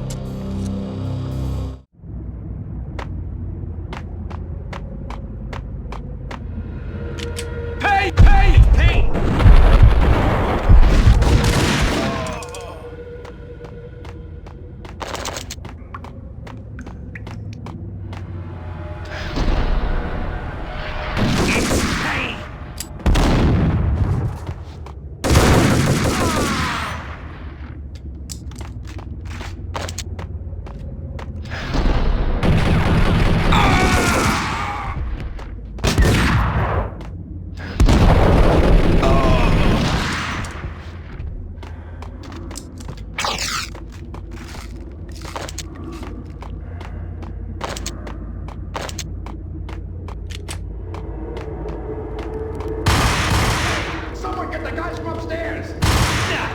No one's going anyplace. Too late for that.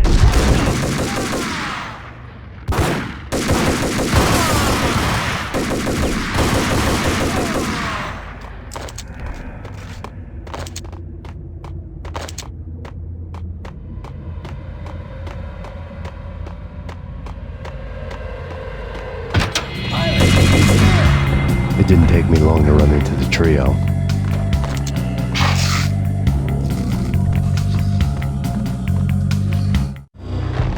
The word on Lisa Punchinello was that she was a bit of a witch. The tarot cards on the kitchen table fit the picture. They weren't my kind of cards, but I was willing to take a crack at the hand Mrs. Punchinello had dealt. The first card was the tower. Maybe that was supposed to be the manor. It got easy after that. The devil was the master of the house, and death was me, coming for him.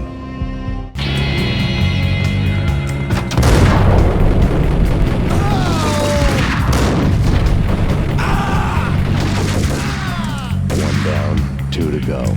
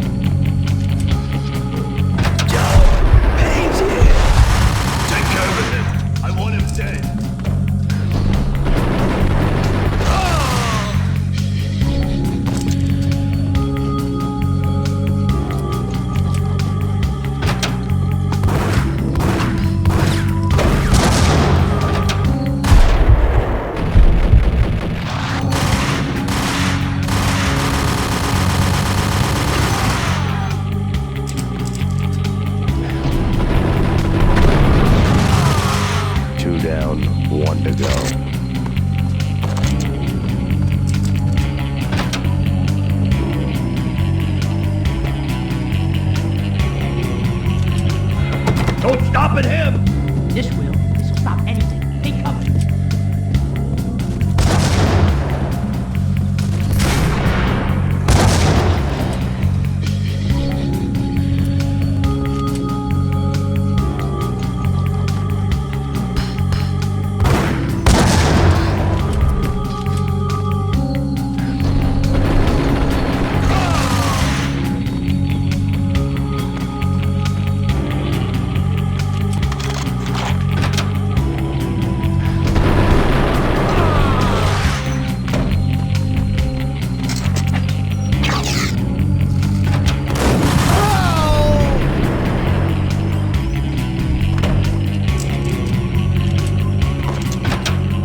It was too late for her.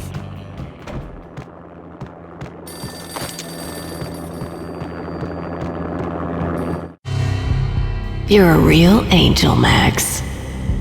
I couldn't tell whether it was Mona or her sister. The body was a mess. The sick bastard had really gotten a kick out of it. Seeing her lying there got me thinking about another woman's body on another bed. Got me thinking about a fallen cradle.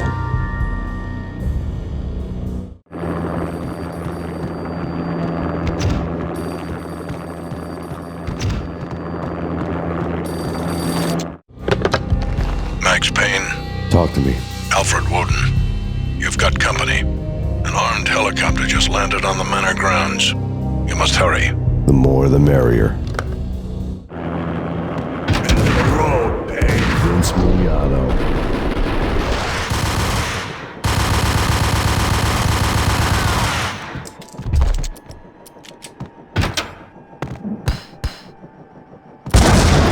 Punchinello's trio was done for.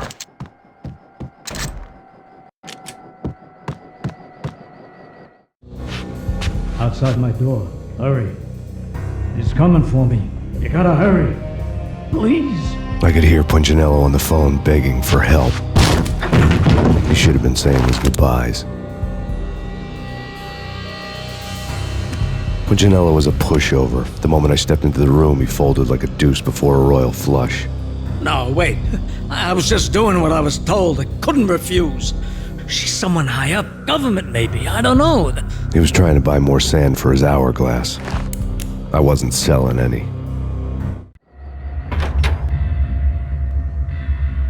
No, I told him nothing.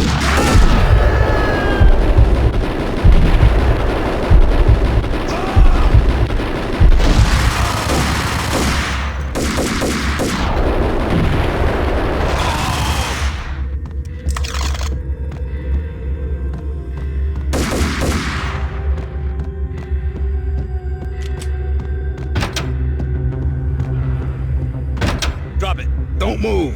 Game over, Max Payne. I could tell when I was outgunned. It was time to take another beating. The mystery witch was a real barracuda. Trouble on dagger heels, a smoking assault rifle in her hand, and an army of killer suits behind her. How sweet. I get to kill two birds with one stone. Sooner or later, it was going to catch up with you. Mr. Payne, it's time to show you the benefits of my brew. Be a good boy now. You'd find that Lady Luck was really a hooker. Ah! You were fresh out of cash.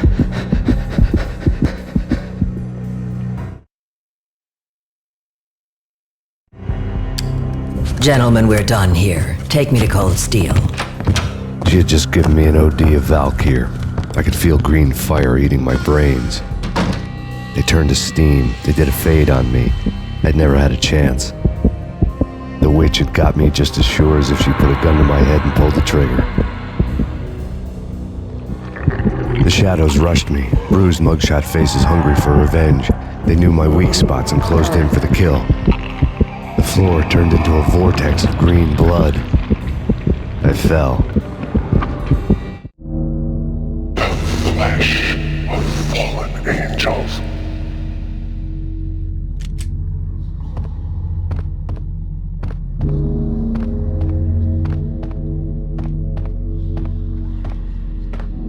Who's there? Max? Max, is that you? Max? Where are you, Max? Please.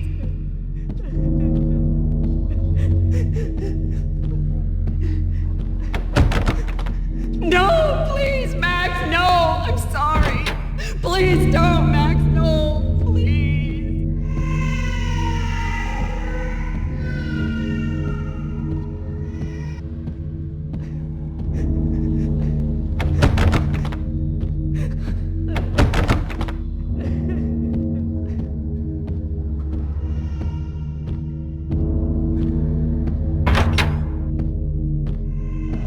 Max?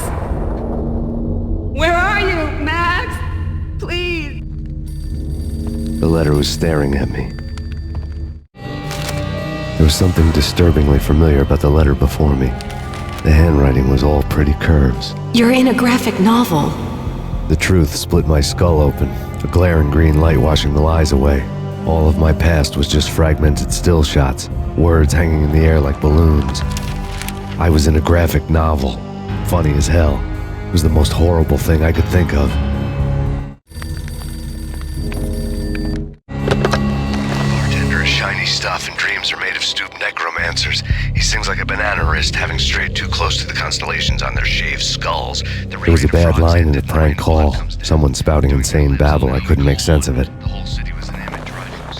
But I had an overwhelming sense of deja vu, and the caller's voice sounded oddly familiar.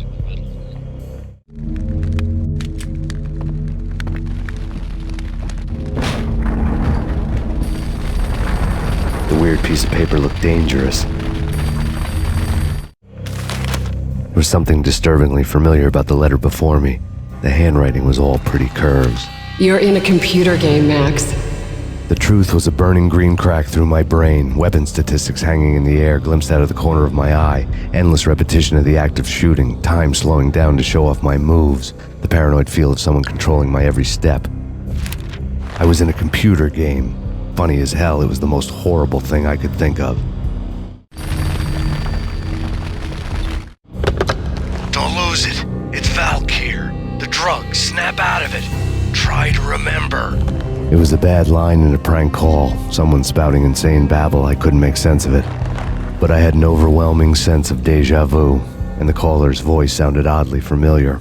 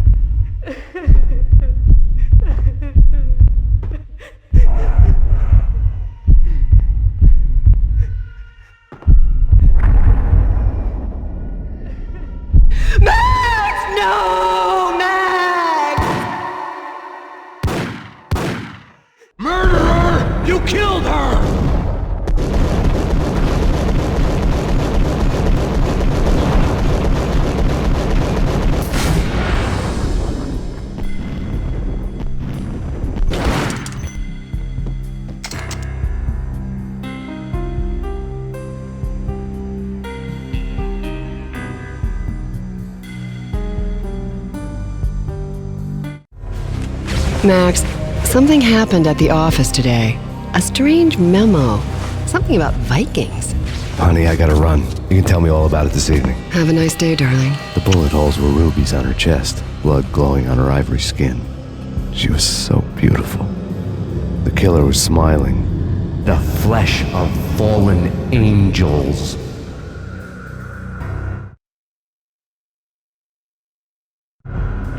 Slowly, the green nightmare faded, leaving dark stains on my soul that would never come off. I felt like flatlining. I was all shook up. I woke up in a cold sweat, sick and tired to the bone, lying in a puddle of my own puke. The hag had said take me to Cold Steel before it had all gone crazy. It was a clue, the only one I had. It took me forever to crawl back to my feet and hit the road, but when I did, I drove straight to Cold Steel Foundry outside the city. There was a whole lot of action around the place for a freezing winter night. Trucks coming and going, men running. I had the drop on the mystery witch. She thought I was dead. I was on her blind side. I was going in. The bad trip had put me in a crazy mood, adrenaline pumping through my aching veins. Staggering on the mill roof in ice and snow and wild wind, I was a ninja. My kung fu was strong. I wasn't kidding anybody. At best, I was Superman on kryptonite about to fall through a skylight, down to where it was all going down. A half-abandoned industrial area in the middle of nowhere. The factory was a perfect front for any number of illegal activities.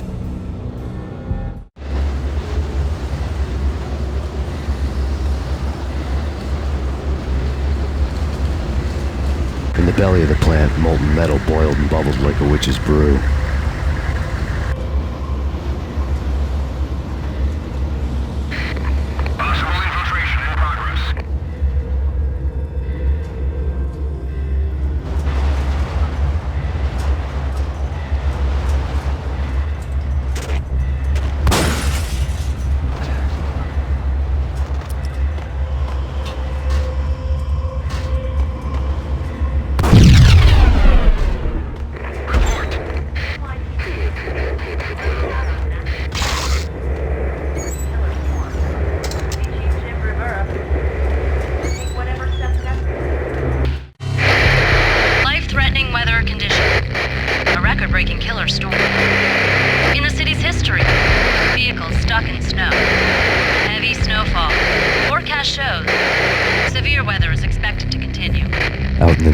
Snow fell like confetti over the Devil's Parade.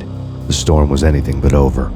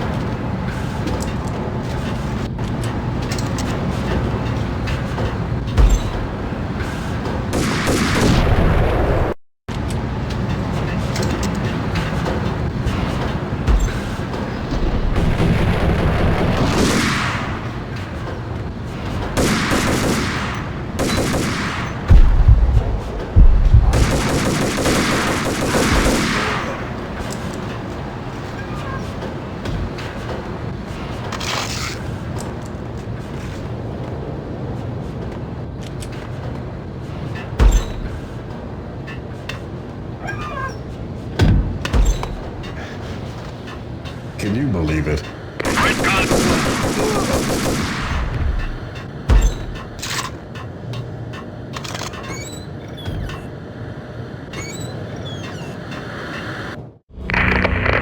Perimeter breached. The facility has been compromised. Repeat, the Deep Six has been compromised. Initiate Operation Deadeye. The walkie-talkie military lingo could mean only one thing. They were getting ready to destroy the evidence and vanish into the night. I was so close. The hidden truths were just around the corner.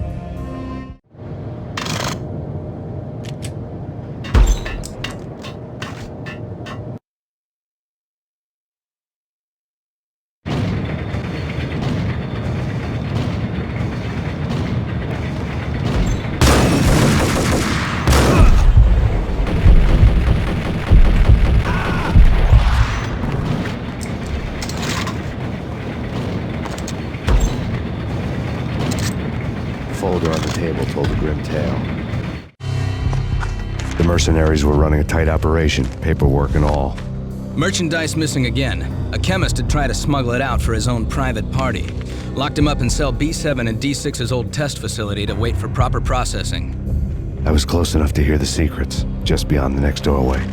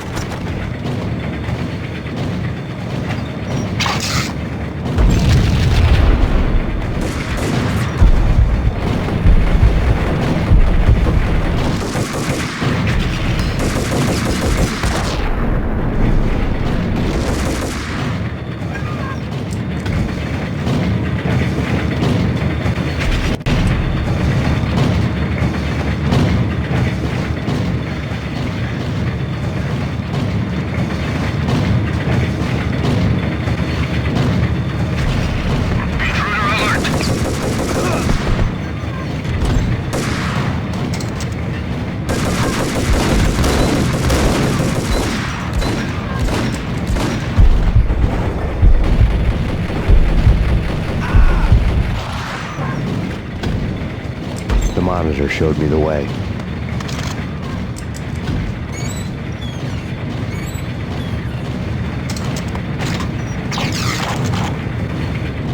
Processing diagrams filled the control room screens, all but one. An elevator titled D6 on one of the screens, somewhere onwards, past rows of ovens, in the core of the plant.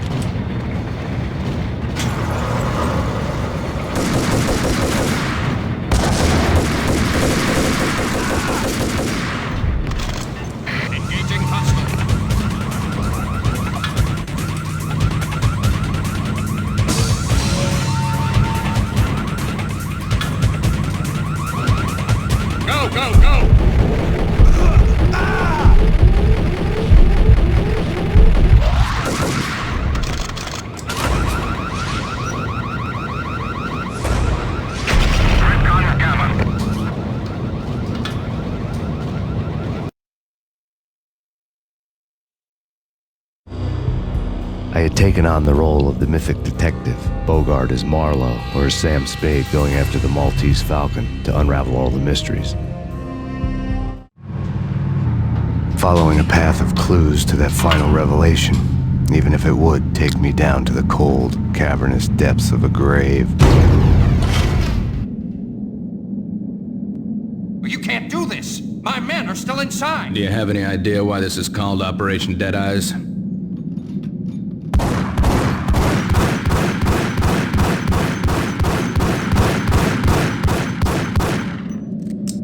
I think he's dead already. Let's do it.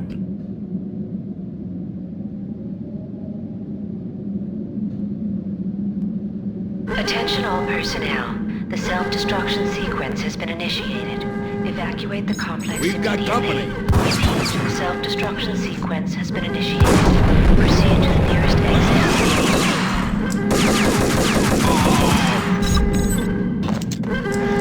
I had seen the logo on the floor before.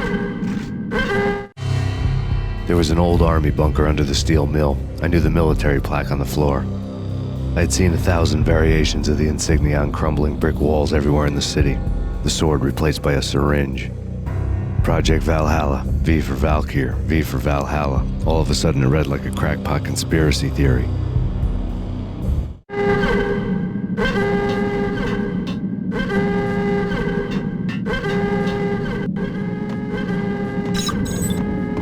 Abort! The self-destruction sequence...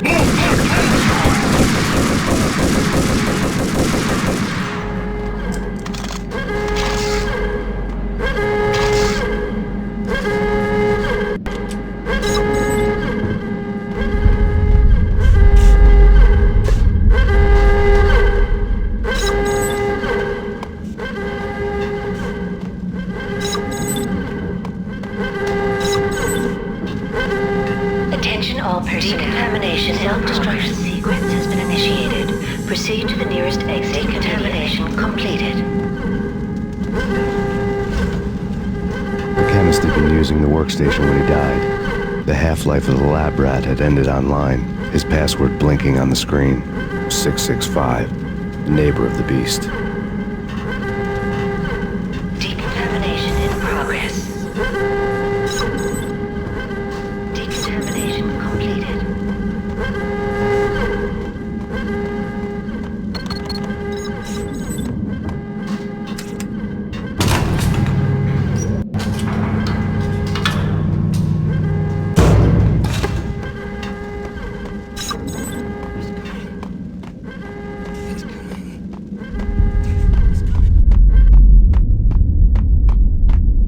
Hey! In here! Hey! Get me out of here! I'm innocent! There!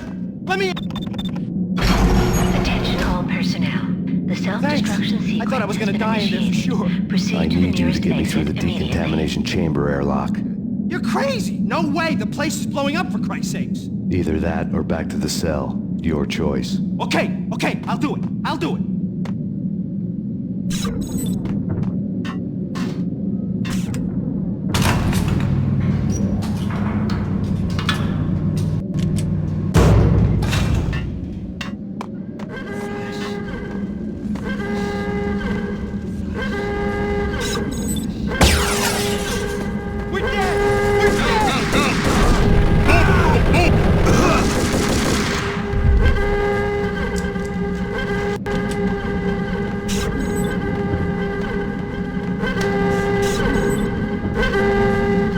Get in! I'll punch you through. You did a bad thing. Bad. Decontamination.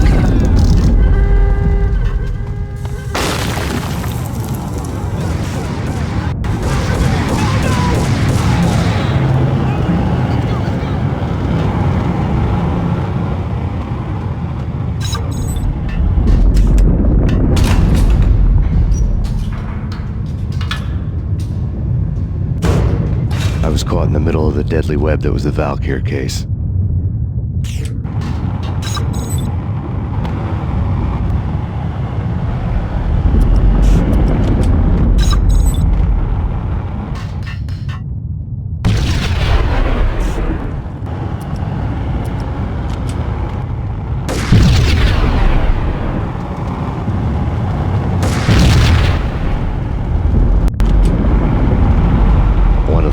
terminals had the project logo on the screen. Top secret. Project Valhalla. U.S. Army. Yggdrasil Network.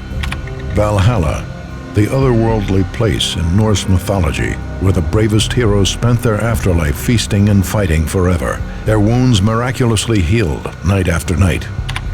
Valkyr, the maidens who chose the most courageous Viking warriors and carried them to Valhalla. 1991. The research objective is to create a chemical substance to enhance the stamina and morale of infantry troops. 1995. Results unsatisfactory. Project cancelled. Someone had decided to continue the sick experiment unauthorized. Project compromised. Data leak. Fix the damage by any means necessary. Security clearance red. Authorized by the project lead. Field test. Double the dosage for all the remaining test subjects. Observe and record the subject's behavior in an urban setting. The drop-off point was my old address in New Jersey. The file dated 3 years ago. Just when you thought you had reached the deepest depths of horror, it suddenly got worse. How to turn off that small voice inside your head that started to whisper that you should be glad that now, if not before, your revenge was justifiable on any conceivable moral scale. That small voice proved, beyond any doubt, that I was damned. The dagger-heeled woman had come and gone a long time ago. There was nothing more for me here. The bunker's name was acting as a self-fulfilling prophecy.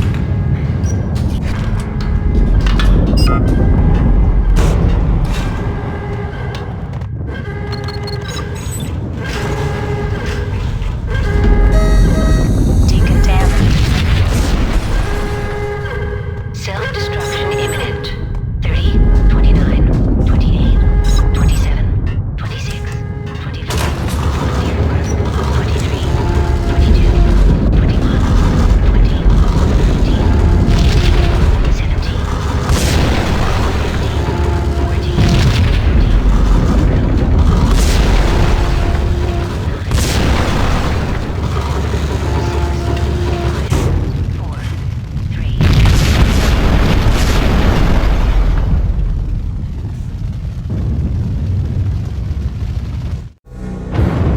Piece together a jigsaw, and the final picture is you finishing that same puzzle. A mad, green-eyed killer standing behind you. An urban legend come true. The Project Valhalla test subjects had been the mad junkies who had murdered my loved ones. The rest was simple body count math. It all pointed to her. Ms. Valkyr. The factory went up in a fiery inferno behind me. All my leads were dead, turned to smoke and dust. I had lost my way. I hadn't slept in a million years.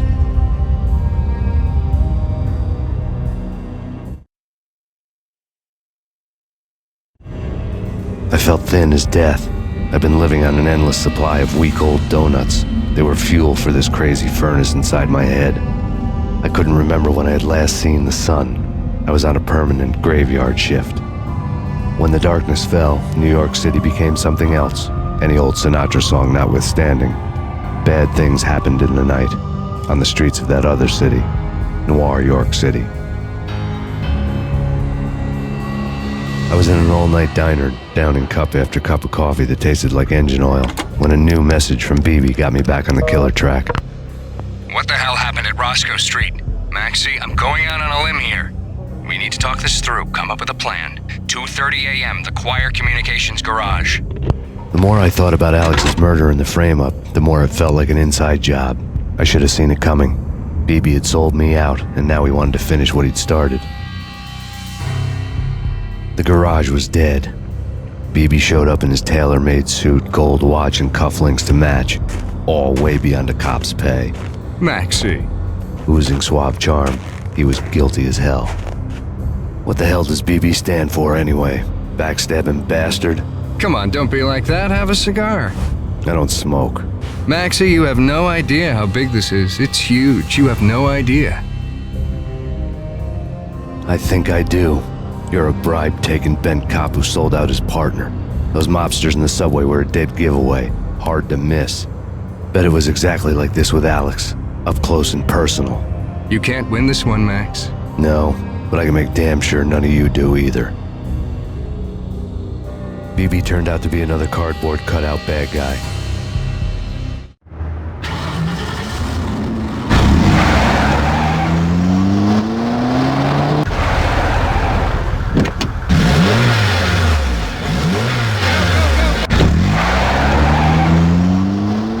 A bad cop on the take, a cowardly right-hand man fleeing from the scene, leaving his paid thugs to do his dirty work.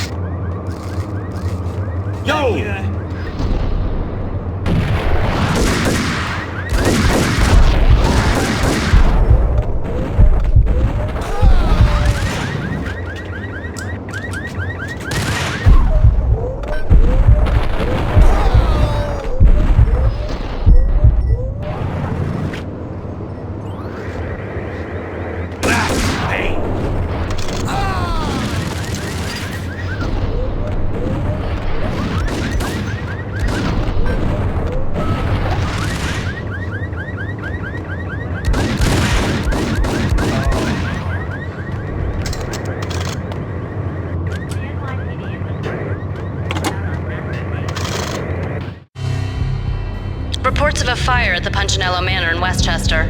The manor is the home of Angelo Punchinello, the alleged head of the Punchinello crime family. The police are now saying, contrary to their earlier statements, that Max Payne is still alive and at large.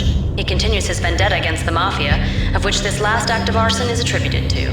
I had no recollection of setting any fires, but I did remember the flames.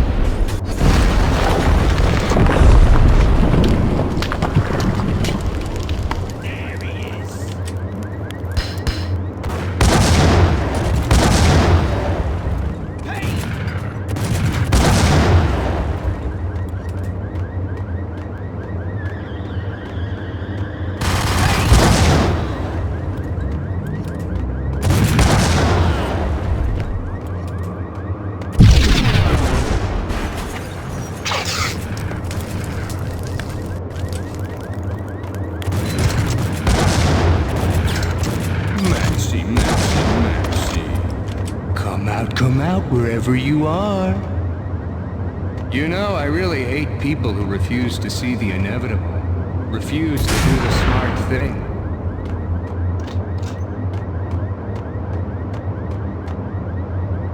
No, I must...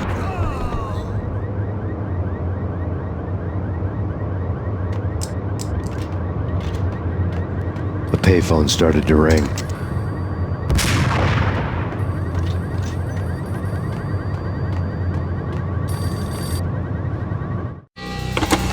Yeah. Max Payne? Whatever does it for you. This is Alfred Woden. I can give you the name of your enemy. Come to the Asgard building presently. We are expecting you.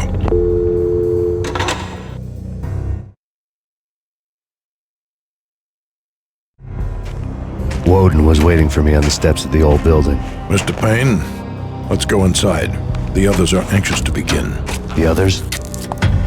Despite the general misconception, this building actually predates the City Hall by 2 years, thus being the oldest municipal building still in use here at the foot of the Brooklyn Bridge. No kidding. The old man played tour guide as he led me through a dark, domed hall.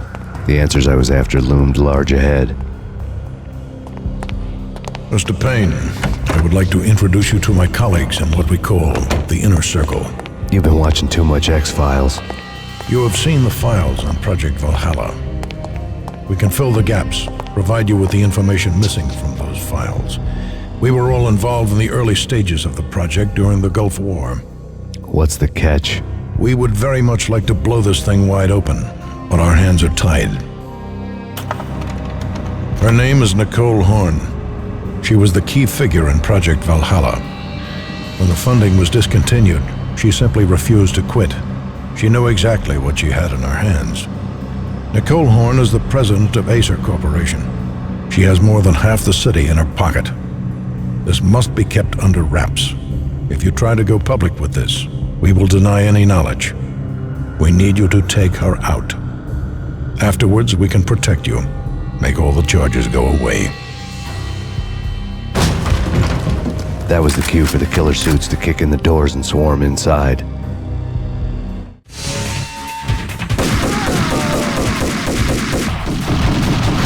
was an impressive floor show, but I decided to leave early anyway.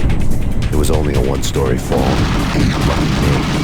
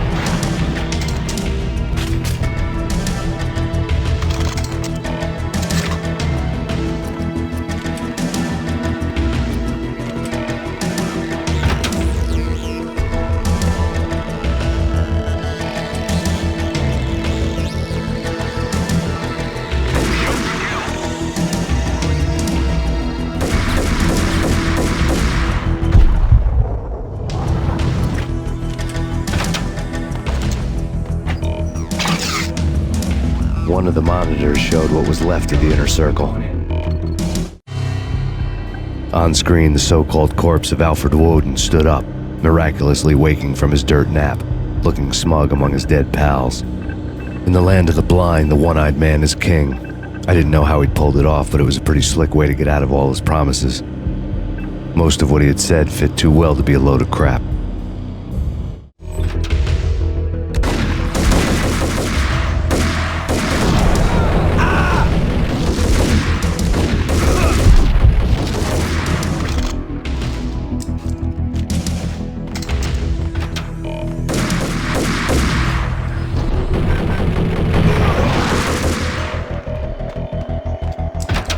Pursuit of the intruder.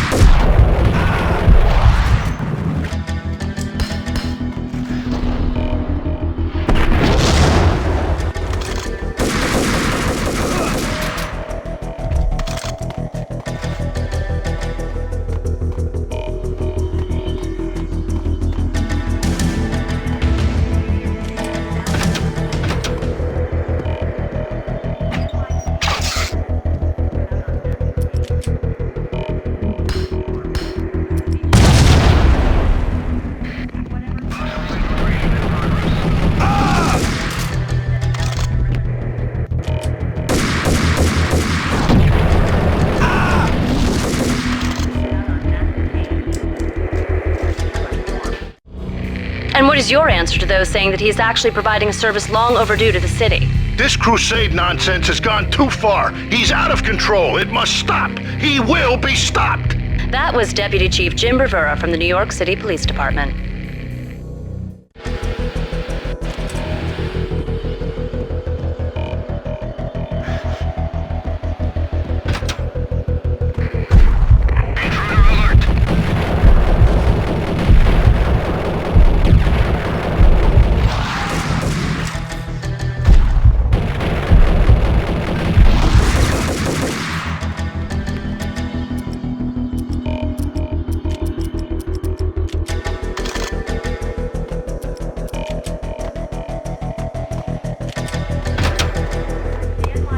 Videotape lay on the desk.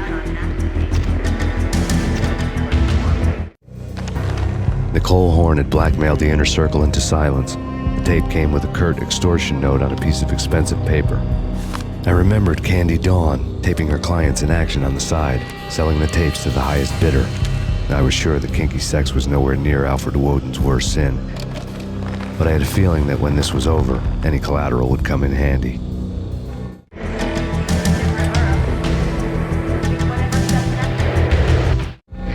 Nothing seems to stop Acer Corporation's phenomenal victory march. Incredibly, the stocks are still rocketing. Worried experts already see a danger in the company's success. Some have gone as far as to say that Acer Corporation is about to become an even bigger monopoly than Microsoft ever was. Woden had left me a present. Woden had taken care of my mission preps with military precision. The critical areas in the Acer Corporation headquarters blueprints were circled in red. The president's office was at the top of the building, right below her penthouse suite. The elevators were controlled by a security computer, part of the mainframe located underground below the building. The high-rise was sealed as tight as a sci-fi fortress.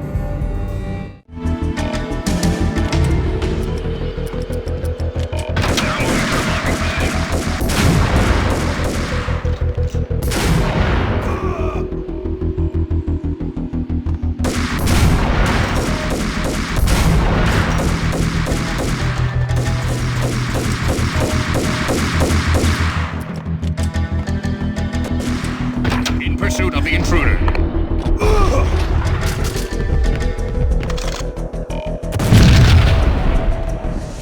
Go, go, go! Now moving to the blocking position.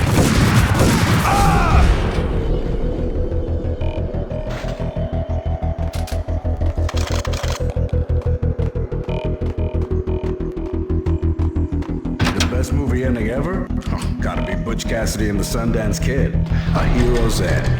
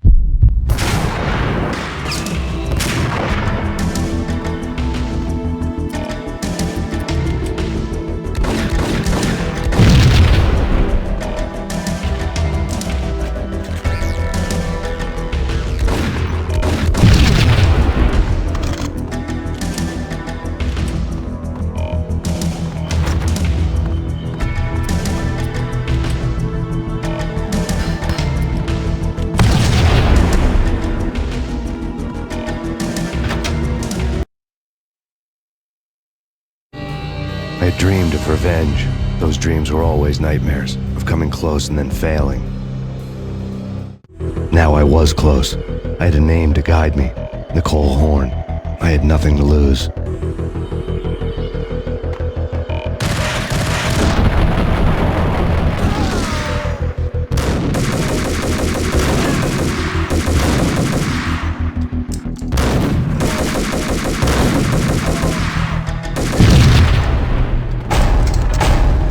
Circle had quite a track record.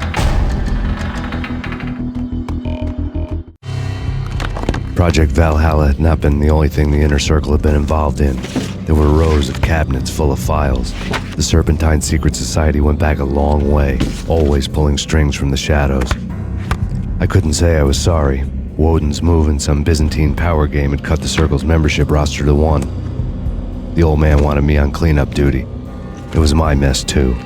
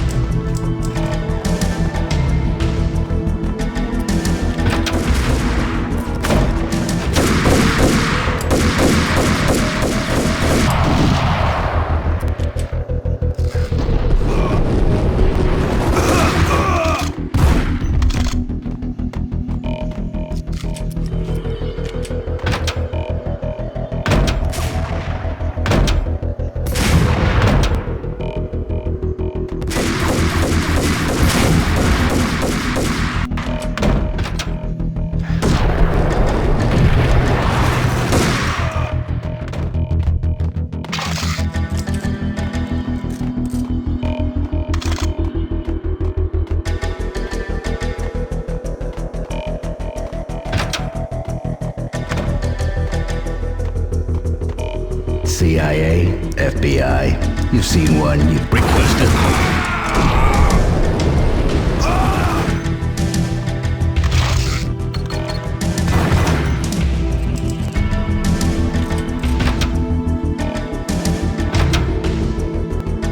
Take him down.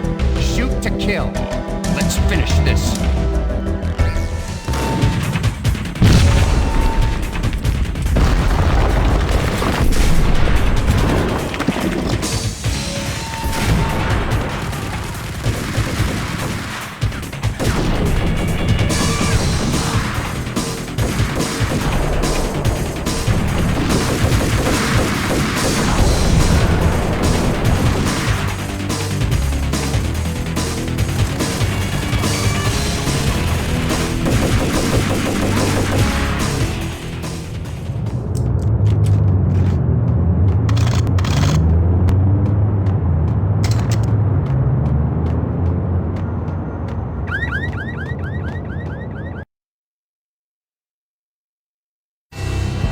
Mine wasn't the most original approach to the problem. It wasn't as if it hadn't all been done before. An eye for an eye, the first principle of revenge. Old as dirt, still going strong. The cardinal rule in going after someone with an intention to kill was not to make it personal, which it almost always ended up being anyway. It did with me. I took my time, cruising around the city in the snow. There was no hurry. I knew what I had to do now. I took my time, thinking about it, building up the rage. When I was ready, I parked the stolen wheels at the front entrance of the Acer Corporation headquarters. Got out, got in, got cracking. I had a bullet with Nicole Horn's name on it. I had 10,000 bullets with the Hag's name on them. She had ultra-high-tech security systems, enough mercenaries and weaponry to start World War III. There was no fear. New York disappeared behind a veil of snow. I had crossed the threshold. This was her domain, sleek and sexy and soulless, all glass and steel. A place of color-coded security key cards, metal detectors, and surveillance systems.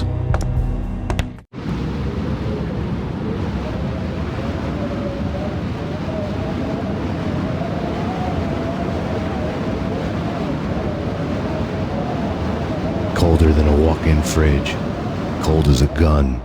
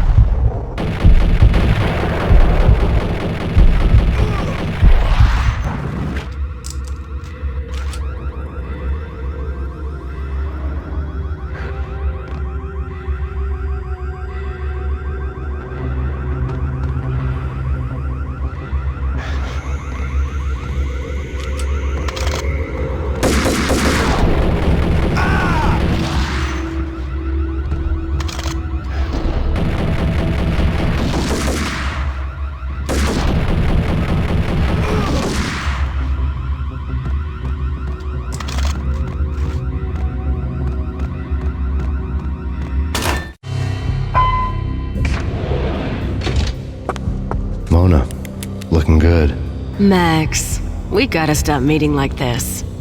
It will be a cold day in hell before I let a narc cop stop me. Miss Sachs, do your job. Relax, Max.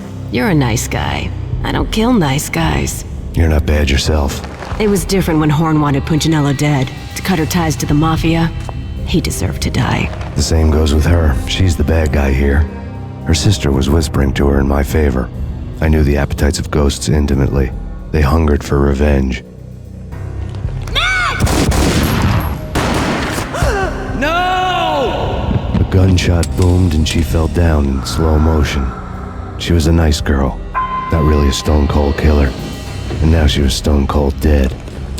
Like religious fanatics or loyal samurai, Horn's private army was coming at me. Found him.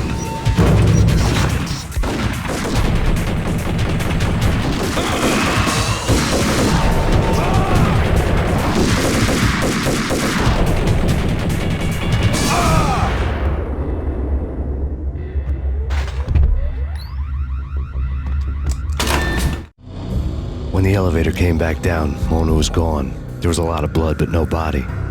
Something clicked for the final time. My mind had never been so clear, as if somewhere high above the storm clouds were already gone, cold stars blazing from the black skies.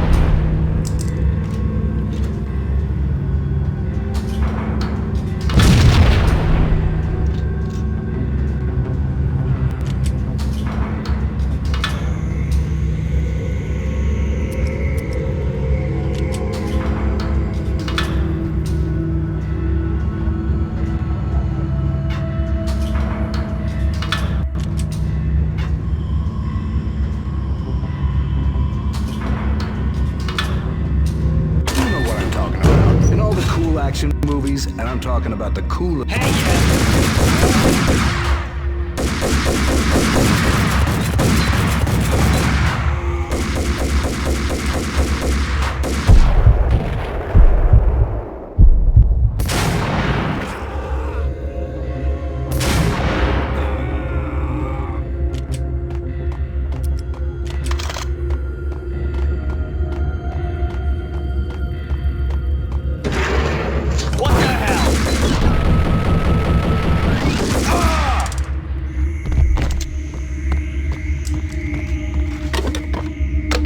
I had elevator access to the mainframe. From there, I'd be able to override the security locks and get to her office.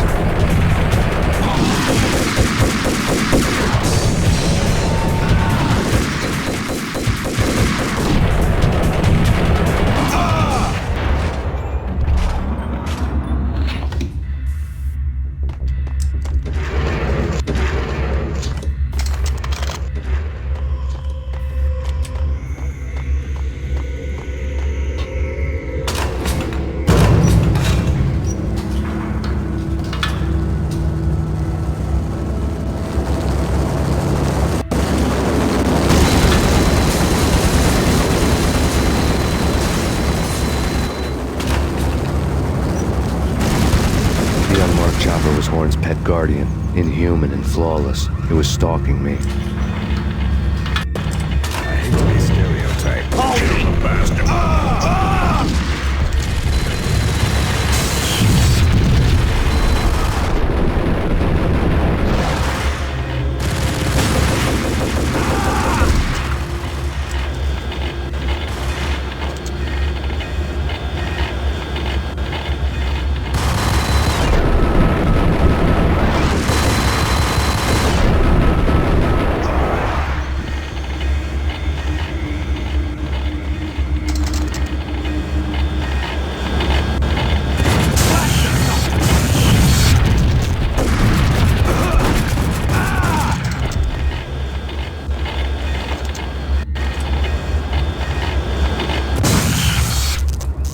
All Horn's locks were now offline. All bets were off. The elevator would take me all the way up.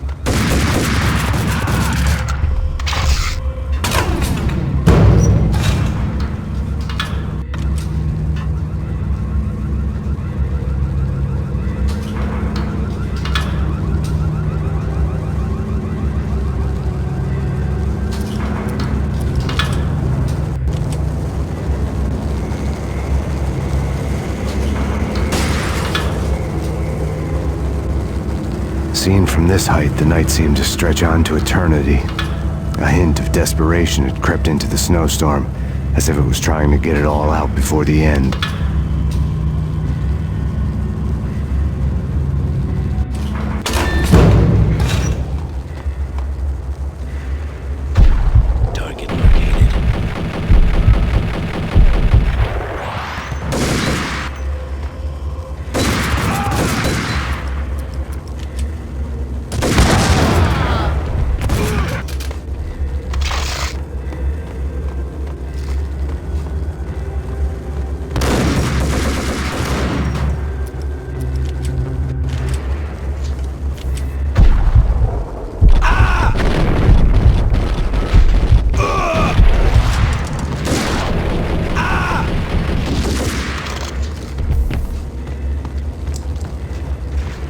Horn's personal computer was on.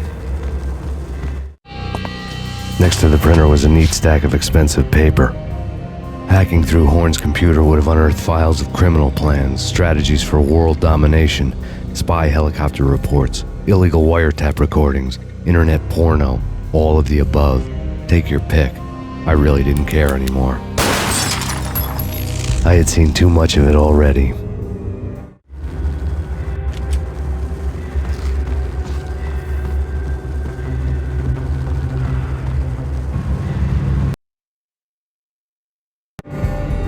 Valkyr had been meant to be a white-winged maiden that would lift you to a warrior's heaven, but it turned out to be a one-way demon ride to hell. The devil was in the drug. I knew. I had met him.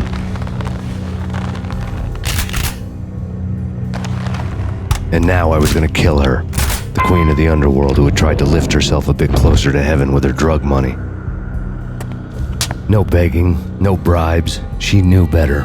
Honor among killers. We who were about to die. Both of us knew how this would end, in pain and suffering. All this because your wife stuck her nose into things that were none of her business. The cops were coming to take me away. The sirens were like a bad conscience I couldn't shake. It's ridiculous you've made it this far. You won't be alive when they get here. Stop him!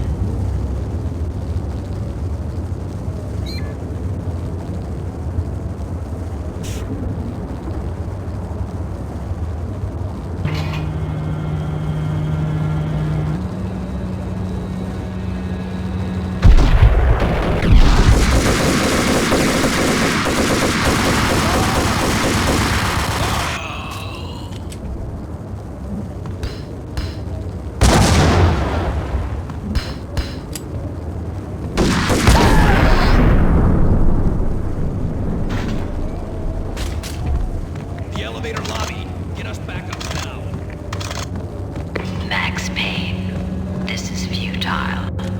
A waste of time. The deaths of your wife and daughter were necessary. Inevitable. It is done. You cannot bring them back. Nothing you do will make it any better.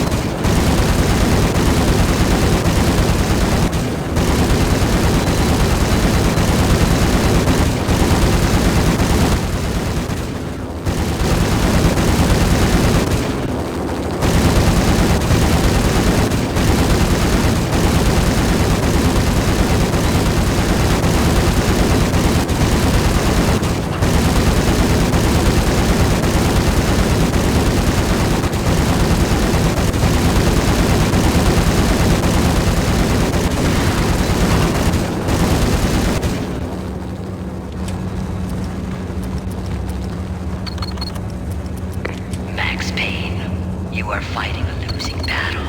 You cannot survive this. You will die. Stop fighting. Make it easy for yourself.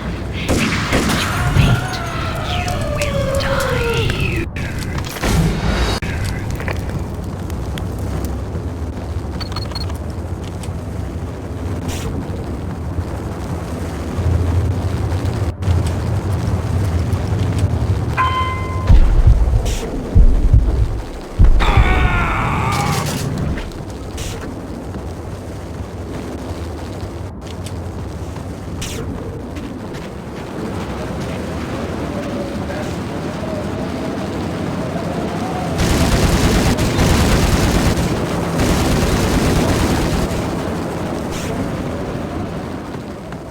Max Payne, face it.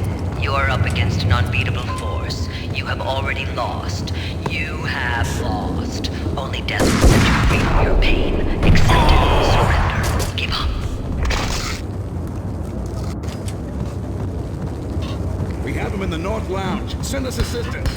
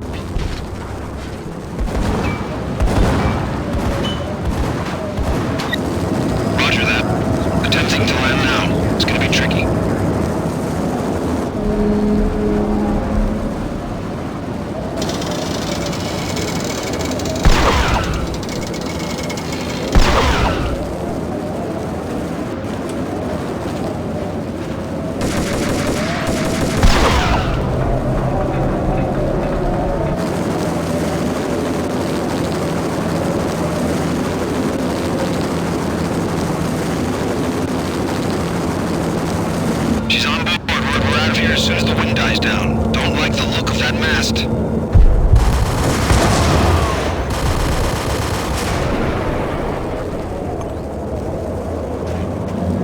Liftoff in 1 minute.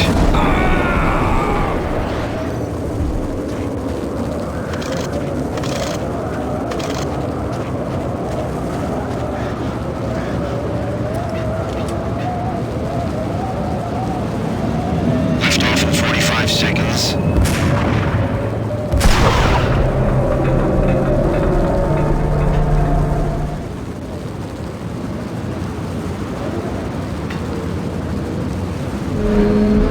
30 seconds to lift off.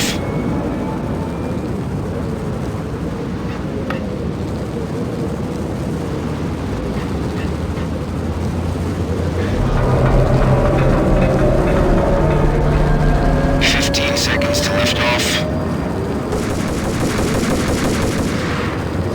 Okay, ready to lift off. 5, 4, 3,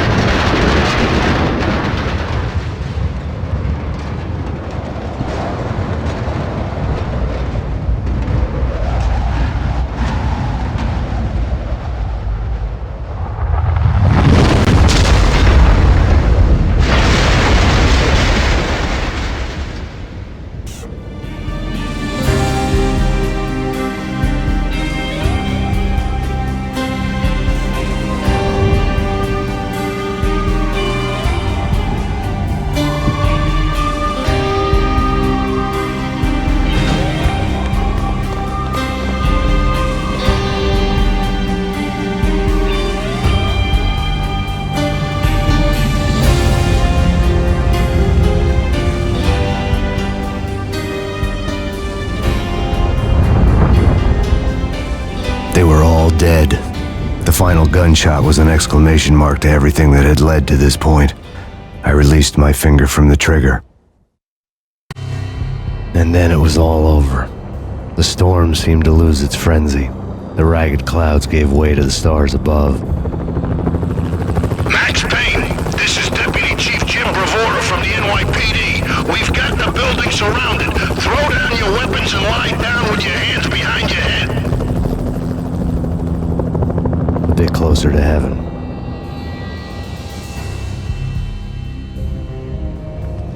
The cops' voices were distant and muted. Freeze! NYPD! Hold it right there! My ghosts released me from their haunting. Down below, New York City glittered like diamonds on black velvet. You gave us one hell of a ride. Take him down to Central Booking. You heard the man. Woden was there in the crowd, standing by the sidelines. It wouldn't be over till the man with the patch would say so. He'd say the right words. I knew he would. He'd better. Woden grinned smugly. It was the grin of a winner. That made two of us.